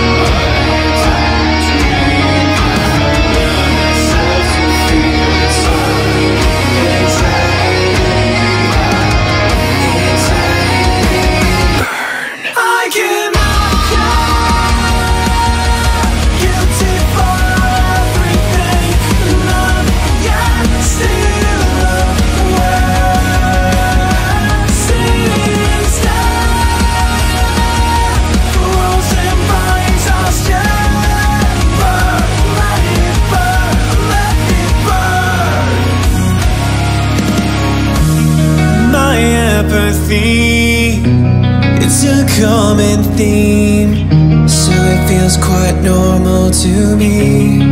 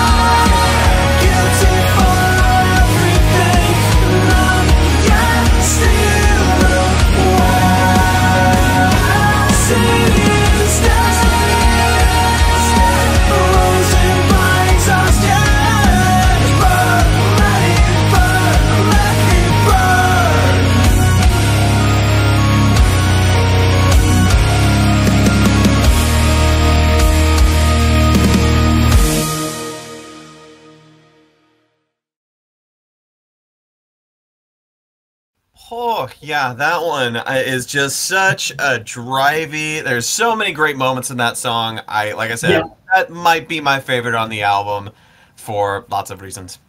Yeah, absolutely. I mean, I was actually really happy with the solo that turned out as well. Like, even then, like, trying to be able to come up with a solo that grips as well as the rest of the song was, I thought was like a difficult thing to do.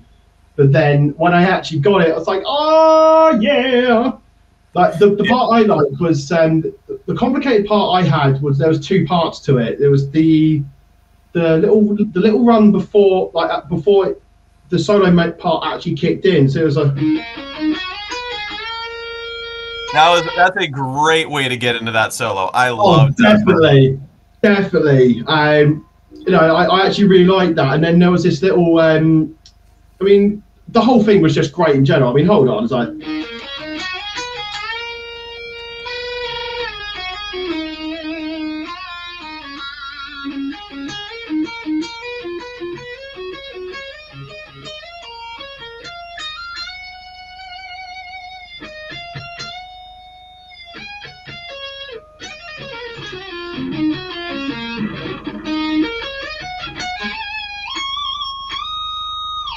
Bloody I was like, yeah. It's a rad solo, dude. It was great. Mate, I'm actually surprised I did not F that up. That's it too much. I'm like, wow. I was like, shit, he's actually playing this. Like, Yeah. that's one of my problems. Is like after I write a lot of stuff, Yep. it leaves my brain like almost completely. What's Yeah, up, same here, Matt? actually. Like- It's I just wanted to say hi to you, man. But yeah, that one. That's one of the reasons why I really appreciate your soloing is because you're not writing solos to prove how good of a guitar player you are, even though you have a lot of different techniques that you're putting in there. Yeah. You're writing solos that fit the song emotionally, and that's always been my big thing. Is that it's part of the reason why you don't ever hear a lot of guitar solos in my music. Part of it's because I love I love really complex rhythms and stuff, so it's like it is really intricate. But the other thing is like I just there's a lot of guitar solos, especially that I grew up with, that I'm like they aren't that emotional. They don't fit the song. Like the song didn't actually need that. Whereas what you write, you're very much so it's an extension, another expression. It's a song within the song that I really like. Oh, thank you. I mean, yeah, it's one of those like. One of the things I actually struggle with is speed playing. Like I've always been trying to like really do well at that, but it's always been a real struggle for me. So I kind of for a little while kind of left that alone. Like I haven't really worked on it or anything. The one thing that I really focused on the most was my phrasing. Like really sort of like I wanted to kind of get to a point where I can go, right, what you know, if I'm going to play something, like, what's going to catch me the most? And, you know, I sort of think, right, okay, well, what can I do in my skill set that, you know, I think will be pleasing to the ear, as well as fitting what's playing? And, you know, I think that's how I approach it, really. I mean, I start off by, again, just noodling the hell out of it until I find a part of it that I like. And then I'll just think, right, where do I think that part's going to go? And I always start by putting it at the beginning just to see if it will go. If it does, then I start with that, and then just move it on from there forward. And that's kind of how I tend to write solos, and I do it sort of part by part. You know, I get to once I've nailed one part, again, I like the rest of the song structure, and like once I'm happy with one part, I'll move on to the next bit of it until I get to the end of it. Then I go, right, now let me play it all in one go. And if I can play it all in one go, roughly 5 times, that's the solo I'm going with. If I can't do it, then I go, right, well, what part of it am I struggling with? And then I sort of go, right, well, can I do something different here that allows me to kind of, you know, interchange better and get a position on myself? And that's kind of the approach that I take with it, and you know, it's done me well so far. So I think I'll just carry on with that for the time being.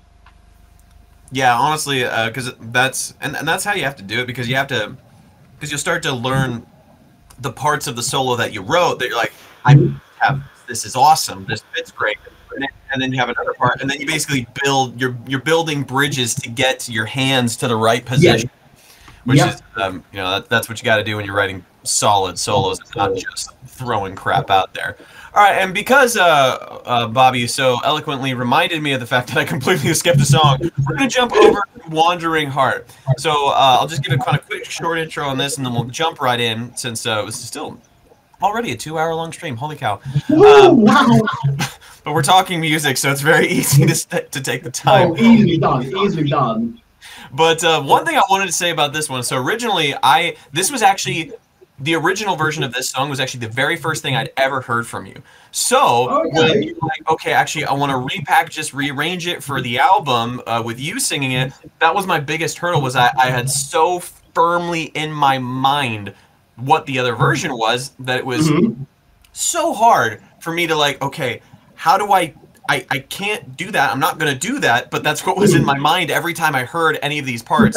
So I had to really get cerebral with this one, and really, so that's why you'll also notice with Wandering Heart, there's a lot more production movements, and a lot more of those elements, because those were some of the things that I needed, partially just for me to get my head out of what the song used to be. So that's actually where I worked first, is I worked production elements first, and then came back around to like really nailing down the melodies. But anything you want to say really quick before we jump into Wandering Heart? So you're kind of really just touching base on what you just said, like as you said, like you've heard a previous version of this, so this has been another old piece of mine where I worked originally with Raven and Johnny, like on a couple of tracks. One of them being called The Deceiver, which you very kindly helped us out with getting that out and everything. And so I thank you so much for that. But yeah, so Raven obviously did a version of it, and worked really well. And then I thought, but then not, it was once it got to a point where I was like, right, this album's moving forward, then I realised I wanted this track in the album. And this is another old piece, and this one really does hold a lot of sentimental value, because this one I really took the time to sort of, once I first understood the grasp of songwriting, this was actually like the first song I'd ever written by my own hands, like start to finish, with all the elements, and it was probably the proudest piece that I've got to my name, and now to our name, should I say? So this one really does hold a real sentimental value to me. So I'm just going to say, without further ado, let's listen to Wandering Heart. Let's do it.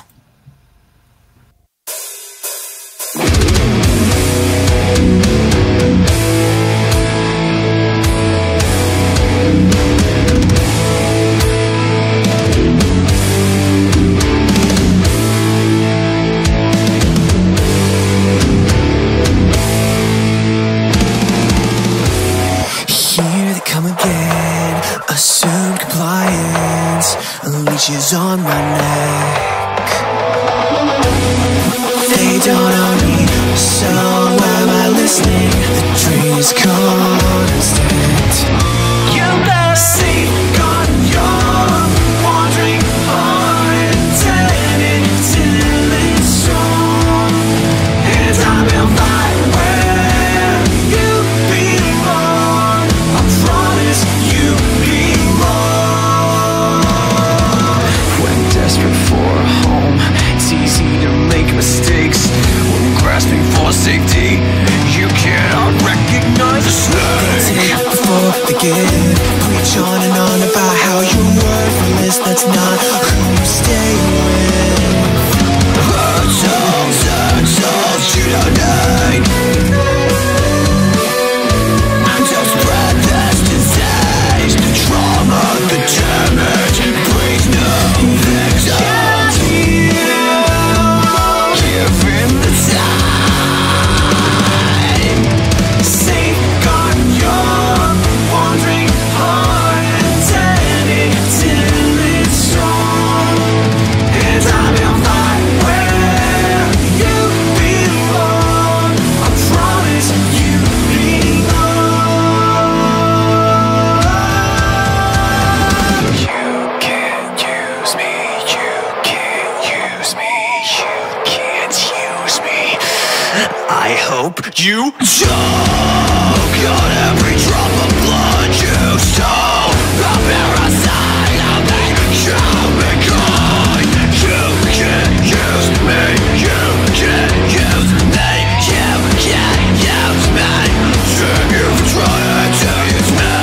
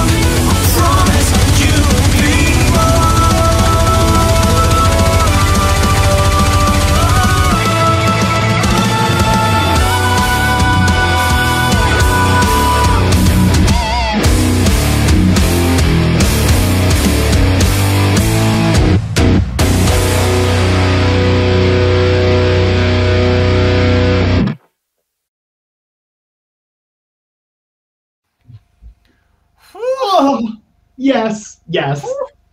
Man, that one just I always forget just like that one just starts off like, okay, we're getting going with the intro, like, dun, dun, dun, dun, dun. But Yep. where we end up with that song is just like it's like Dragon Force. Just, Oh mate, honestly, I wanted to just like end it on such a powerful note, and I thought, you know what, like let's just go double time. Let's just go for it. Bring it back with the breakdown part at the end, and I just thought, yes. Yeah, that one turned out to be quite the friggin' monster. Mm-hmm.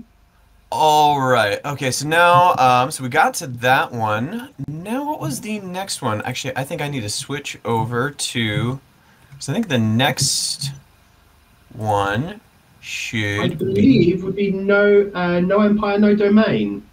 yeah, hold on a second. Where are those video files here? So it should be brand 2 and then there we go. All right, cool. We're good. Awesome. No, it just took me 1 second. So, with No Empire, No Domain, this is the first time I've ever like written a political song. Because normally I really don't do anything political in my lyrics, and but this one I've kept up a decent amount with the war in Ukraine and what's going on there. Cool. And so it was kind of interesting with this one. I didn't really know where I wanted to go lyrically. And it's kind of funny because I think originally this one was called, was it Kingdom Falls was the... This is in fact the infamous track that I was talking about from the Gear Gods contest. This was the original one. So yes, you are correct. It was the Kingdom Falls to begin with. Yeah, and so it's actually, so that's kind of cool, especially that we talked about earlier where this is the song that got shredded on Gear Gods, and now this is actually, I have to say, it's maybe top 3 songs on the album for me. Like this grouping of songs that we just play, like these are some of my favorites. Like Wandering Heart, I honestly like had a hard time with that song. Now I love it because of such a wonderful progression. Let It Burn, I just love that chorus, and then this song, like especially when we get into the breakdown, like that bridge and breakdown progression just is like, God. Yes. Oh, it's beautiful. It's beautiful. It just, yeah, it is kind of like beautiful in the fashion of, someone kicking through a door with and shotguns going off like that. Like it's just an explosion of a breakdown and bridge. Honestly, it was one of those that I had I actually think I had a bit to drink when I wrote that. I'm not gonna lie. I think I was at a point. I was writing it, and I had a few to drink, I'll admit, and I randomly came up with that. I was like, what? And I remember listening to it the next morning, and I was like, wait a minute, did I do that? Like, literally, like, really, it was more than 1 or 2 or 3. It was like 7 to 17. Yeah, literally, I was like, okay. So I went from how? Like, I honestly had no words for it. I was like, it was a mess though. It was an utter mess. Like, I remember this was one of those full-on Hemingway, like write drunk, edit sober. But this was your experience of that. Pretty much, yeah, absolutely. Like it was. I remember quite vividly. I think it was. I was trying to do some kind of dissonanted like chord thing, and I just remember like just went something like that, and I did that just, and I mashed it all together. I was like, what the fuck is this? Like, honestly, I just sat there. I was like, I love it, but at the same time, this needs work. Yeah, that was my drunken to sober moment. Was right in that breakdown. I was like, what on earth was I doing? Okay. No, that is so funny to me because, like I said, I really love the progression of the breakdown. Like we go from, you know what? Screw it. I'm not gonna tell you. We're just gonna listen to it. Here you go. Yeah, let's do it.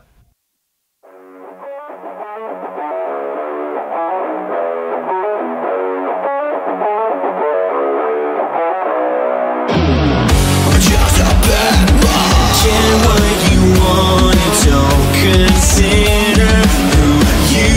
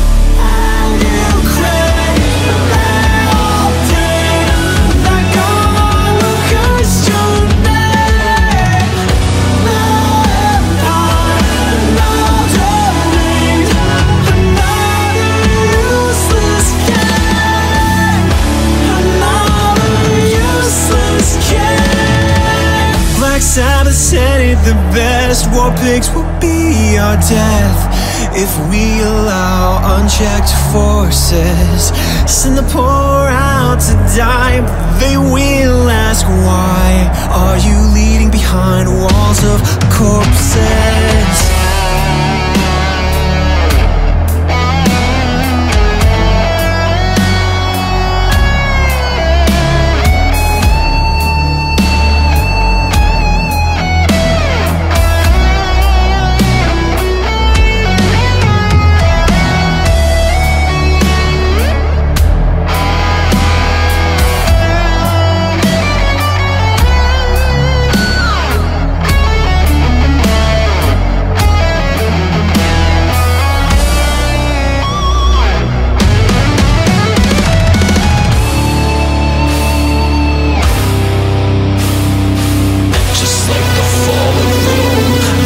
Start from below, and suddenly the peasants are demanding your throat.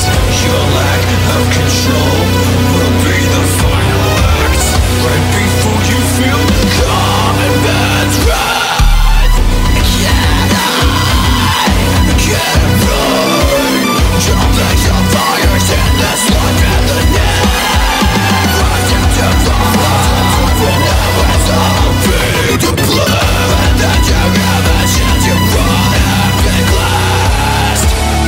History won't justify all of your bloody lies.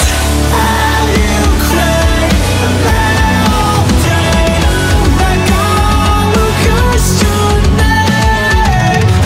Another domain, another useless game, another useless game.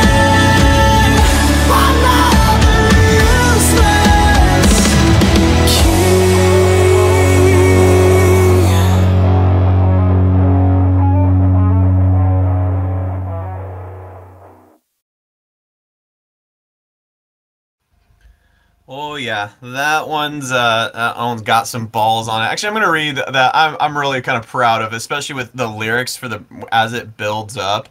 Oh, yeah. Just that whole there's several lines that I'm proud of in this song. Like for instance, send the poor out to die, but they will ask why. Are you leading behind walls of corpses? Which I was like, it's like metal as fuck. And then I love the build because like that build that you created, it just really fits with this whole like sentiment of like, oh yeah, things are gonna start going wrong. Like just like the fall of Rome, the cracks start from below, and suddenly the peasants are demanding your throat. Your lack of control will be the final act, right before you feel the common man's wrath. I was just like, and then we get in that breakdown, and it's just like, just like honestly, that just it fitted so well with it, and honestly, it just like. Just yes, like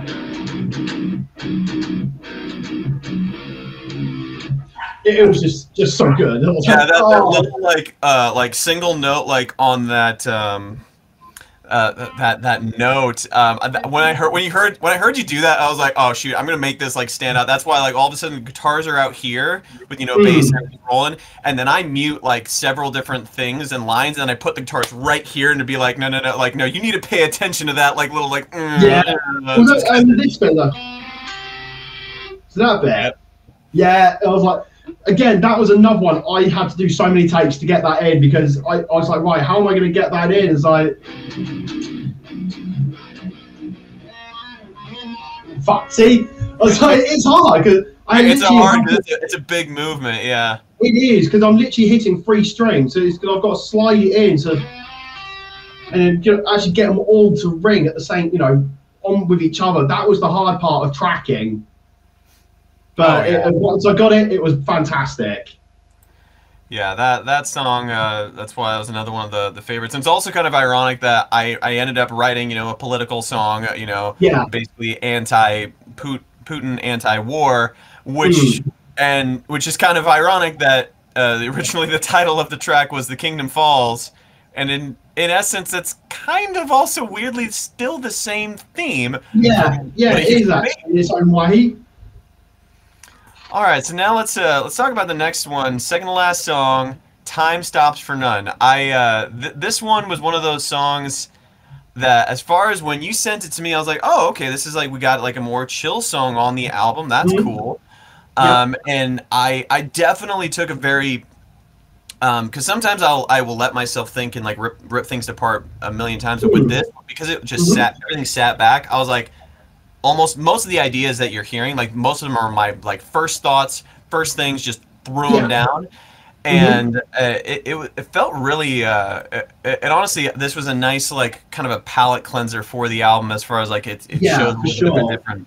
different side. But since it was something so different, like did you approach writing this one differently? Like you're like, oh yeah, I need this on the album, or kind of how did it come about?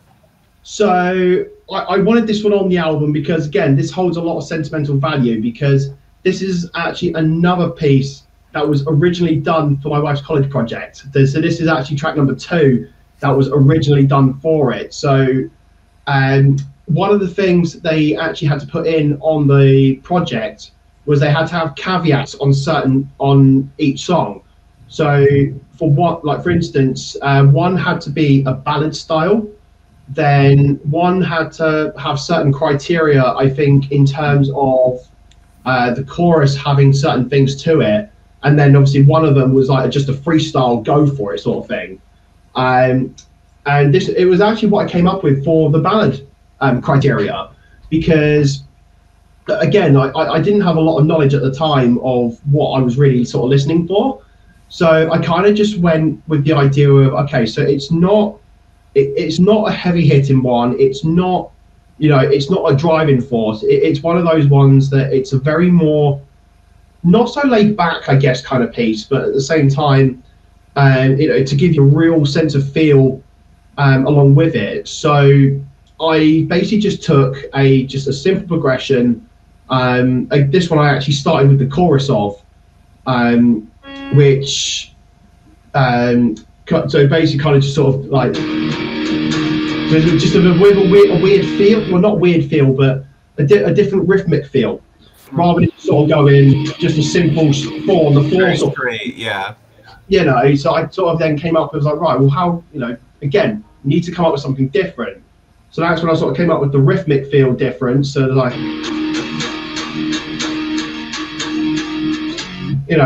so then it's sort of like, and then sort of like, right, okay, again, now I need to just sort of make it a bit more unique, give it some little flourishes, flares, something just, just to really make it stand out a bit more.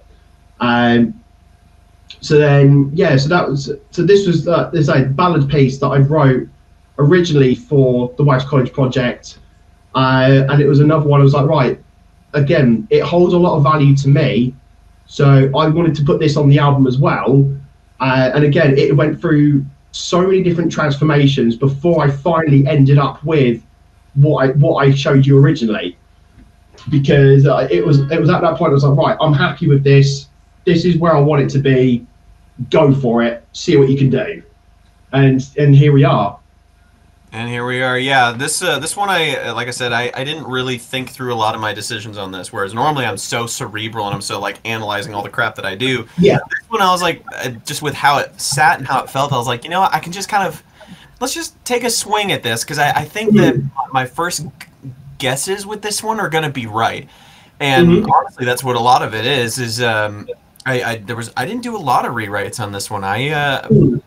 It was mostly like I said, my first guesses on everything, and you can kind of see how with once again you can kind of see some of my perspectives on life with this being whole I'm starting to get I'm in my 30s now. I have a Mm-hmm. little bit of life behind me now Yeah. that I have some different reflections that I used to Mm-hmm. um, and it wasn't meant to be like bitter bitter old man sort of thing, but it was more of just like just kind of talking about how your mind, your views, and everything sorts of shifted as you get older, and it's not really a big jarring. So like, oh my goodness, it's more of just like when you actually think back and analyze like who I was previously. It's like, oh yeah, Mm-hmm. I am different. That is something I used to worry about, and now it's just something that I did. And so yeah, so it's not a very like you know, like I said, bitter sort of thing. It's more of just it's more of a song about reflection of how Yeah. who you are, how you view the world shifts over time. Yeah, definitely. And, you know, sort of looking back at sort of all your past decisions and everything like that, it's kind of a nice, almost a way of saying, looking at it, thinking, okay, so that's what I've done before, and it's led me to this. Whereas, you know, some people, like myself included, I've done this before, where I've gone, you know, have I done something, have I done something differently here? Would that have affected the outcome at a certain point, sort of thing? You know, it was kind of like a massive sort of cog cycles, like of what ifs and everything.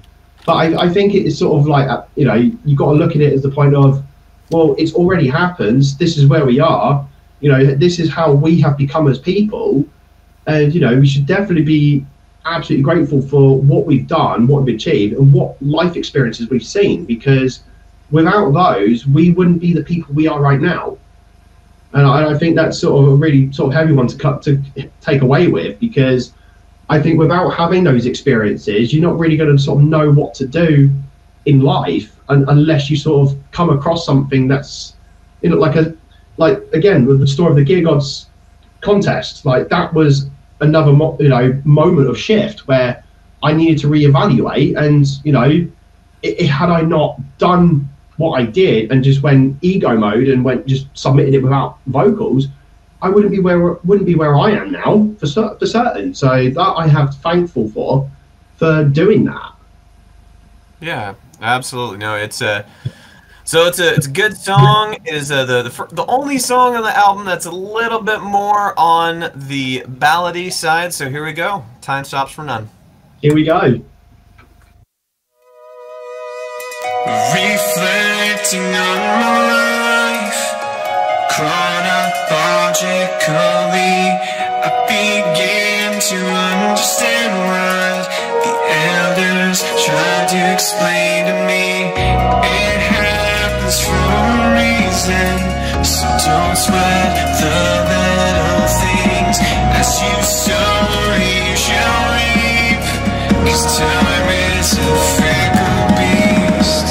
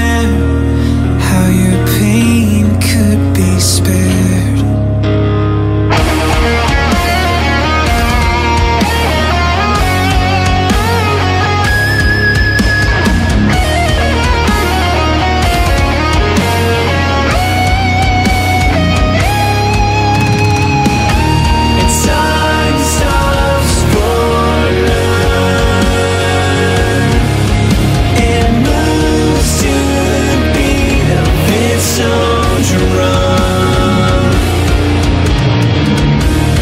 Passing slow yet so fast.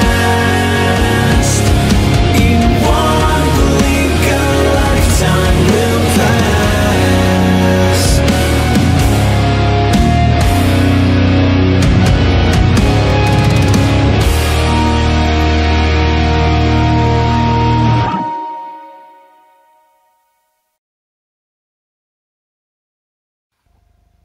There it is. Yeah. Time stops for none.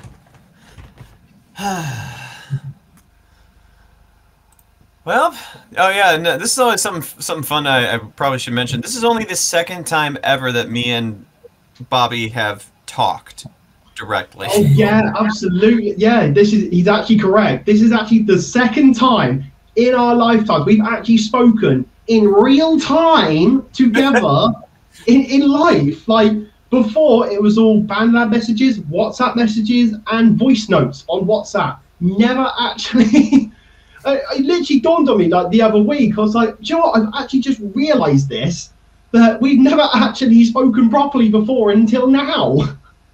Yeah, okay, I have to confess this. This is something that's very, very funny, but when your first interview came out with Angified, one of the things I was just so excited to see was like, I wonder what he talks like. Like, because like, we hadn't talked at all, but we'd worked together on so much stuff. Yeah, yeah. So it was actually a really random thing that it was kind of fun to listen to your album, listen to your interview for the first time. So I was like, I get to know this guy that I've been working with for the past like 6 months. I know. That's hilarious. Yeah, it is kind of funny. But, yeah, no, thinking of it, actually, that is actually kind of hilarious because, as I say, like, I think I had a very similar sort of thing, and then I watched your interview, and I was like, okay. So, yeah, he talks like that too. It's like, great. We can finally put the question mark to rest. Yeah, I know, especially when, because that's always, one of the interesting things that I never set, I'd always, that was one of the things that I saw about BandLab. It was like, holy cow, like the ability to collaborate with this tool is just makes it so much easier, because I was taught audio engineering right when basically tape was pretty much done in a novelty and everyone had moved over into digital, and so, but it was still, there was still so much, still all production was really handled individually. Like everybody getting into a room, writing songs together. That you had your producer that invited in the studio, that you work on these songs together and collaborate on them in person. So, but that was the thing I saw with BandLab, was like, oh, there's this possibility that you can really work with someone anywhere. And that's the thing that honestly has made I really appreciate BandLab. It's why I'm here, even though I've got my own musical connections and friends and whatnot, and I've done some professional stuff. I still spend a lot of time here because, as far as just, it's the easiest way to make a community of musicians and to build that around you, because it's so hard to do that in person. Because you're kind of feeling everyone's vibe. You oftentimes can't find the people that want to do the same genre as you. So you have to make a lot of exceptions. And so yeah, like for instance, like, because I know like guys like Pat, Father Pat McGroin, Dr. Snave, Jason, all of them, like especially a lot of the old school metal guys. We remember that, like, just trying to find the right people to work with that wanted to do the same thing and also had the skills to do the same thing. Is that exactly, guys, like it makes it so much easier to collaborate on here and find the people that do the thing that you want to do. 100% with that. Like I feel the same way on that, because again, like when I came off of my hiatus from the contest situation and really started diving into the world of BandLab, when I finally started putting stuff on there, and people then started sort of noticing me as myself, sort of thing, and then people wanted to start working with me, and I wanted to work with other people. It became so easy to do that. All you have to do is just like put an idea out and be like, someone want to work on this, and someone does. you know, and that's kind of the beauty of it. And I think it's certainly helped with, again, being able to communicate with a lot of people around the world. I think BandLab have done a bloody good thing here, like with this, and I hope it continues to carry on, because I think without it, I think it would certainly make communication with people around the world a little bit more difficult, in terms of the fact, especially with sharing music ideas, because this is actually a really easy way of doing it. Yeah, it really is, especially when you compare it to some other platforms and some things. Mm. But yeah, that's why I'm just been happy that this has worked so well. Yeah. So now the last song that we have on the album is the title track of the album, "When Worlds Collide." I know Mizak, he went and listened to the album. He mentioned that this is his favorite song on the album. So I'm Really? curious, what were some of the things you wanted to share about this song? So this one, it's another oldish piece of mine. So I had this in the pipeline for about a good 5-6 years, I believe, off the top of my head. This one, when I wrote it, I had this was no, sorry, this was about 3 years old actually, and the reason why I say it's 3 years old, because this actually came around when COVID happened. So when me and my wife were, you know, in our apartment before we sort of got to our house, I obviously had a little really basic setup where I was writing music on an iPad, and I had everything hooked up to it, and I've, you know, tracked all my guitars that way. I came up with "When Worlds Collide" about 3 years ago, I think, to this point. It would have been about January, because I had this sort of thought where, you know, people were dying from this, you know, and what have you, and people were suffering big time. So this was kind of me wanting to sort of put a message to say, you're not alone, there's support, we've got you, reach out to us, sort of thing. You know, I wanted this to kind of be, my first sort of instant thought was, or there are people in the world that don't necessarily have the capacity to be able to reach out to people with certain conditions in play. So, you know, people that are so far isolated that they, you know, have got no one to talk to. So it's like, how can they reach out to people? You know, and if they need help, they cry out for help as much as they can, and they're not heard. So I kind of wrote it with the original title track called "Save the Voiceless," to kind of sort of say, you know, there are people out there that need our help. You know, let's go and help them, sort of thing. So that's kind of how that came about. And kind of say, the bit that kind of stuck out writing this, like the actual track itself, was the intro part, because that actually became the chorus throughout. You know, it's just like a real simple, so like, this is obviously wrong tuning guitar, but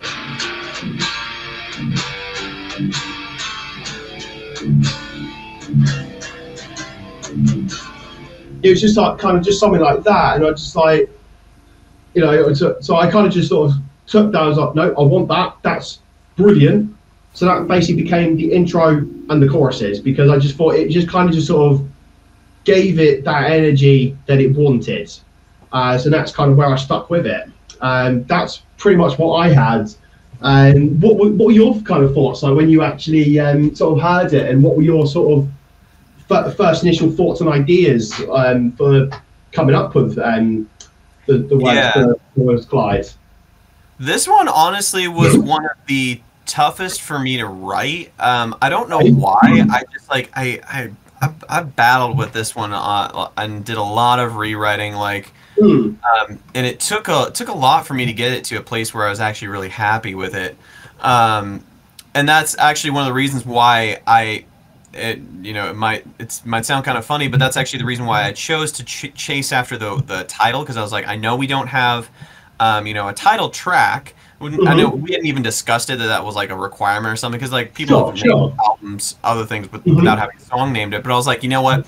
gonna go after that because that at least narrows my options, which is something that's I find is if I'm having problems writing, I will narrow my options so that way I have to stay more focused Okay. and so that way I don't go chasing really random and weird ideas. Yeah. And that's kind of why I went at it that way. And then once again, as you can kind of see, like when I have trouble, especially writing a chorus, you'll hear me do a lot of call and response stuff because that way I can get some repetition stuff that I like in a chorus. I want to have some repeated themes because that's where that's where you're going to stick in your listener's head and whether you're going to survive or die when it comes to like people remembering the song and liking it. So that's why I went with When Worlds Collide. You know, we're going with that. Okay. But yeah, I reworked the lyrics a lot. I reworked a lot of the melodies. That was yeah. So this one was one of the ones that I had to fight through to get it to get it to a point where I felt good about it. Oh, brilliant! Well, no, honestly, man, you've done a flipping stellar job as you've done with everything else. So, I think it's a fair point to say, without further ado, shall we take a listen? We'll take a listen. Here we go. Let's do it.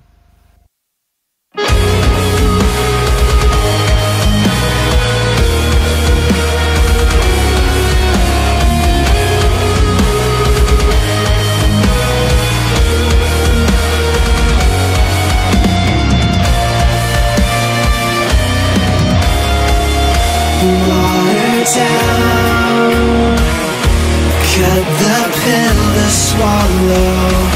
Hear that sound? Echoes of chest that's hollow. These convictions lack contrition, 'cause they're filled with contradiction. I hear. Just know what I can do. When worlds collide.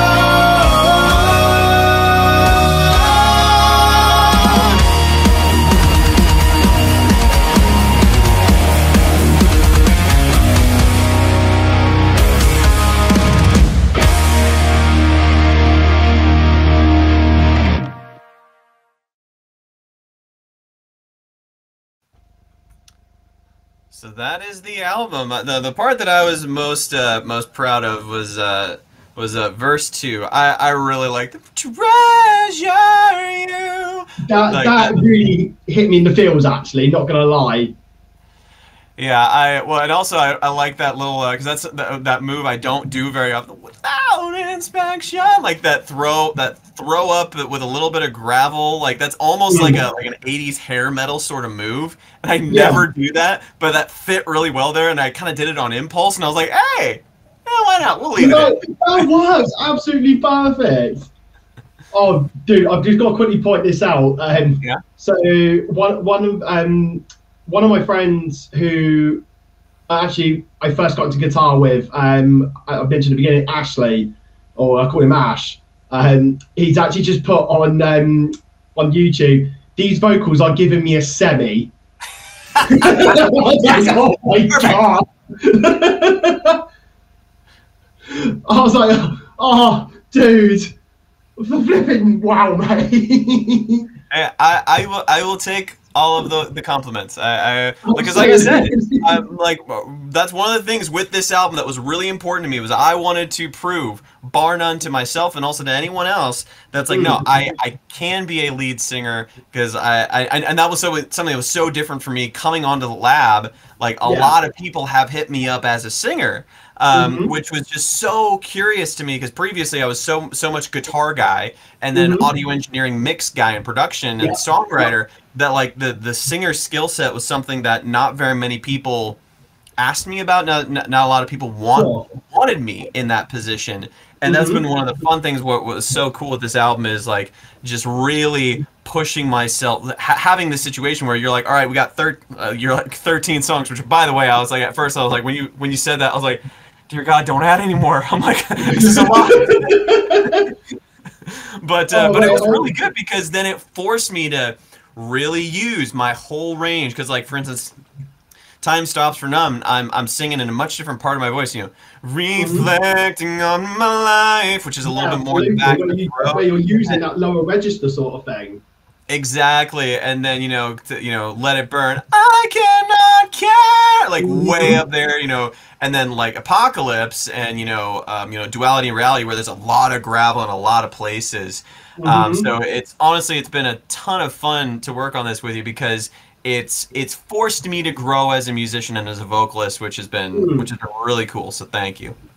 No, anytime, man. And I've got to give you a massive thank you as well because truly, like with had you sort of not really come along, like I think I mentioned before in my second interview with Angie that I think I'd still be sitting on a lot of these pieces to this day now, and they wouldn't have gone anywhere. And I probably would have been stuck in this sort of loop where I'd be like, sort of chasing that sort of thing where I'd be maybe hitting up with different couple of people, or I try and do it myself and stuff like that.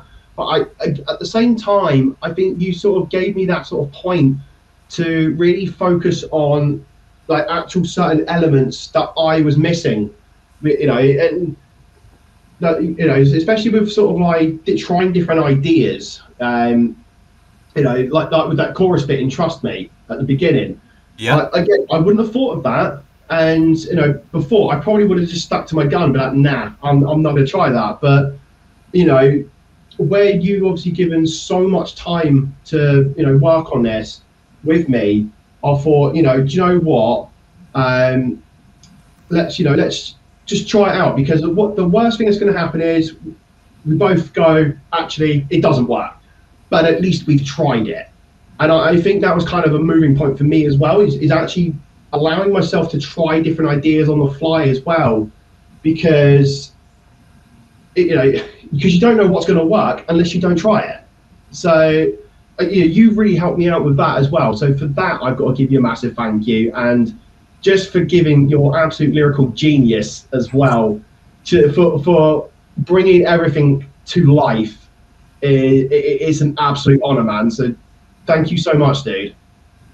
Yeah, thank you. Yeah, it's been honestly a ton of fun, and I'm really Mhm. happy to finally have these songs out there because that was something that Band Lab really encourages. Just pump out stuff, just get content out, which is for me, like I understand there is a place for that, but for me, I'm always like, because I've done this professionally, I have that in my mind, and I'm very like, does this compete with a $10,000 record? That's always in my mind, because even though, and that's the thing I'm really proud of what we've accomplished, is like, what's your setup? You know, Scarlett 2i2 and a Cakewalk, and then some headphones and some amp sims, right?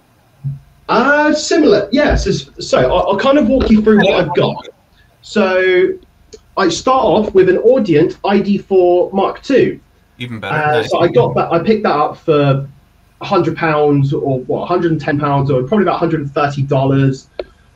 Then I'm running through a pair of Adam Audio T7Vs. So I've got some serious monitor envy right now. Then those are killer. Ooh. Oh mate, they sound amazing, and you know they've been an absolute staple. And if I've got to work quietly, then I've got my set of headphones right here. So I've just got a pair of Audio Technica ATX50s, I think they are. So, you know, if I need to use something like that, perfect, I'll go with that.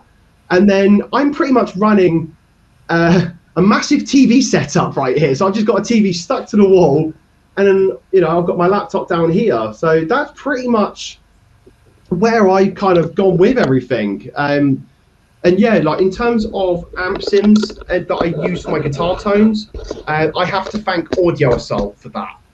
Because I've obviously gone and tested a load of different amps, you know, amp sims and everything over time.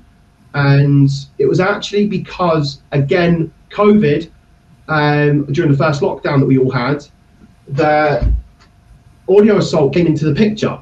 And they, you know, sort of released a sort of, I say, early beta of 2 different amps for a grand total of $5 at the time. Literally, and it was two full working amp sims, and I tested them both out.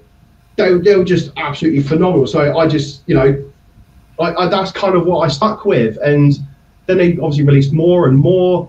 So I kind of have every single amp of theirs now on their library. But there are a couple that I stuck with particularly. The one major one is what they call the Crown, where I think it was based off a Messer Triple Crown. Oh, I think it was.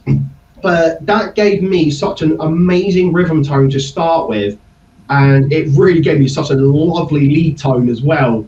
So that pretty much is in most of the album, maybe bar a couple of differences here and there, where I've used like maybe the Sigma or the RVXX. But no, like Audio Assault, I think are really up there with the likes of Neural DSP, Aurora DSP, ML Sound Lab, and stuff like that. And they actually don't cost as much as some of the others do. It may be worth checking out. But yeah, I mean, I've gone with them because I've tried and true with them, and they've not let me down at all. No, that is one thing that the reason why I wanted to ask you that, and to kind of put a bit of a point on it before we kind of wrap things up, is you know, the album sounds good. It's like for instance, you know, I've got you know, I've had you know, several people compliment me on it, and you know, and whatnot. And the thing that I want to stress to everyone, especially on BandLab, is you know, my gear. You know, you just heard Bobby's gear. My gear is not actually. I think my gear would technically be considered worse. So I've got a Scarlett 2i2, so really basic. And then my monitors. The reason why I said I have a studio monitor envy is I'm using Behringers. Behringer Studios studio monitors with a sub. They are about as cheap as you can possibly go with studio monitors. And then, but that's just one of the things I know about Behringer, and this one is particular. These ones were actually designed by the guy who actually developed KRK. So, so he left KRK, you know, a huge monitor manufacturer. He was the original designer and the guy that got the. He designed these monitors with Behringer. Behringer, one of the things that they're good at is that they're excellent at manufacturing, but they're shit at design. So that's why these are actually, even though they're Behringers, they're pretty dang good. But still, dirt cheap. And then the plugins that I'm using, there's only really a couple that are truly expensive. But everything else I bought in a Waves bundle that was $500 10 years ago. And so Decent. and then as far as like my mics, like there's nothing like I don't have a Neumann, you know, U87 that costs like 2 or 3 grand. I've got Mm. a Sennheiser MK4. That's a Mhm. $500 microphone that when it was new and they already stopped making it. Yep. And then a SMB SM7B. So that way it's just two mics, both of them under $500. Mm. My entire setup is under $1,000, and Yeah. we have ended up with a record that competes with a lot of independent, you know, or small label releases. Mm. And you can, and that's one of the things that I'm like really proud of, and that's one of the things that I wanted to touch base on. Is the reason something that you mentioned is that, oh, you know, you helped me with all these things I was missing. That was actually something intentional. I don't share this very often about it, but I will actively look around BandLab for people just like yourself that have all this talent, but you're only Mm. missing like a couple pieces, and then I'll be Yep. like, no, I will, because I can hear the raw talent, I can hear the potential, and I'm like, no, just give me a few minutes, like we'll make this thing, and Yep. that's exactly what's happened is that we've got a killer battery of songs that are Mhm. awesome, and it's really like, and as you know very well, they're really not that much different than your original ideas. Like the soul of the song is still very much so the same. We just you know cleaned it up a little bit, Yeah. rearranged, tweaked a couple of things, and that's how good it can be. And that's something that I love about BandLab and love about the Yeah. collaboration is that I can find people just like yourself that Mhm. have all this talent and potential, only missing a couple things, and then and that's fun because like I can use some of my old, you know, production know-how and some of my Yeah. old professional skill sets to be like, no, let me show you how good this person actually is, and it's really fun. Yay! All right, so I got one final question for you before we end the stream. If you Go had for to it. choose your favorite song on the album, which one would it be? It would have to be Wandering Heart, and Oh, I really? will All go. right. I'm going to go with that one because, again, as I mentioned previously, it was the first song that I wrote like properly with no guidance or anything like that, and it was the first one I could say I truly finished on my own, and I think that's why it holds a lot of sentimental value. So for me, it would have to be Wandering Heart, hands down. See, for What me, would yours be? Now this is what would your like? What is your song of the album? I yeah, I honestly bounce back and forth between Trust Me and Let It Burn. Those two, Mhm. like I'm gonna say right now, as far as overall the song, I think the song Trust Me as overall is a little stronger, but I Mhm. think the chorus of Let It Burn is just so, actually no, I'm just gonna say Let It Burn. That's Yeah, I'm gonna fair enough. Fair enough. it's like picking children. It really is, especially when it comes to the favorites, because like I said, like Wandering Heart is a really good song, Yeah. and but you know, but we got a lot of them on here, like Apocalypse, you know, Mhm. like Duality in Reality. There's a lot of like really good songs that connect.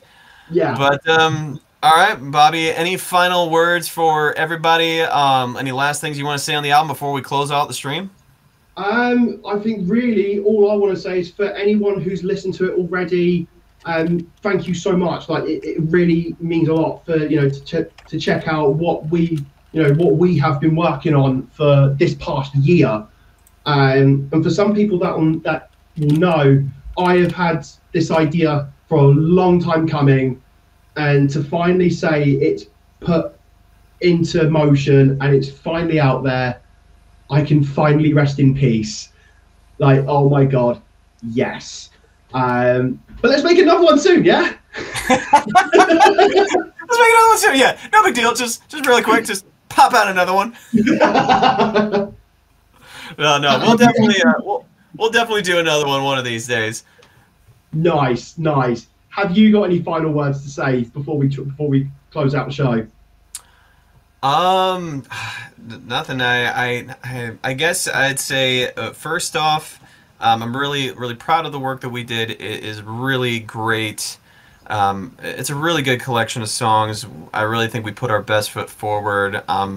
Thanks for, and honestly, thanks for giving me the opportunity because, like I said, I've previously never been anyone's first choice for a vocalist, and so the fact that we did a whole album like this, and so I can kind of finally say and show, like, yeah, I've been part of other albums before, but this one's like, this one is the me as the vocalist, first and foremost, which has been really fun to do and really cool, and so I actually have, a piece of art that says, yeah, like I could do this, because one of the things I always think about as a vocalist, especially singing high, as I age, that's going to go away. That's a fact. And so the fact that now I've got something printed, made, done that shows, 100%, 100%. and so that I'm really excited about. And then lastly, just for for the Band Lab folks, like if you think that you cannot get a really good sound, a really good album just because of your gear limitations, this album is kind of also my thing to prove. Like, hey, you don't need $10,000 worth of gear. You don't need a studio. You don't need to hire a producer. You don't need to hire a mixing engineer.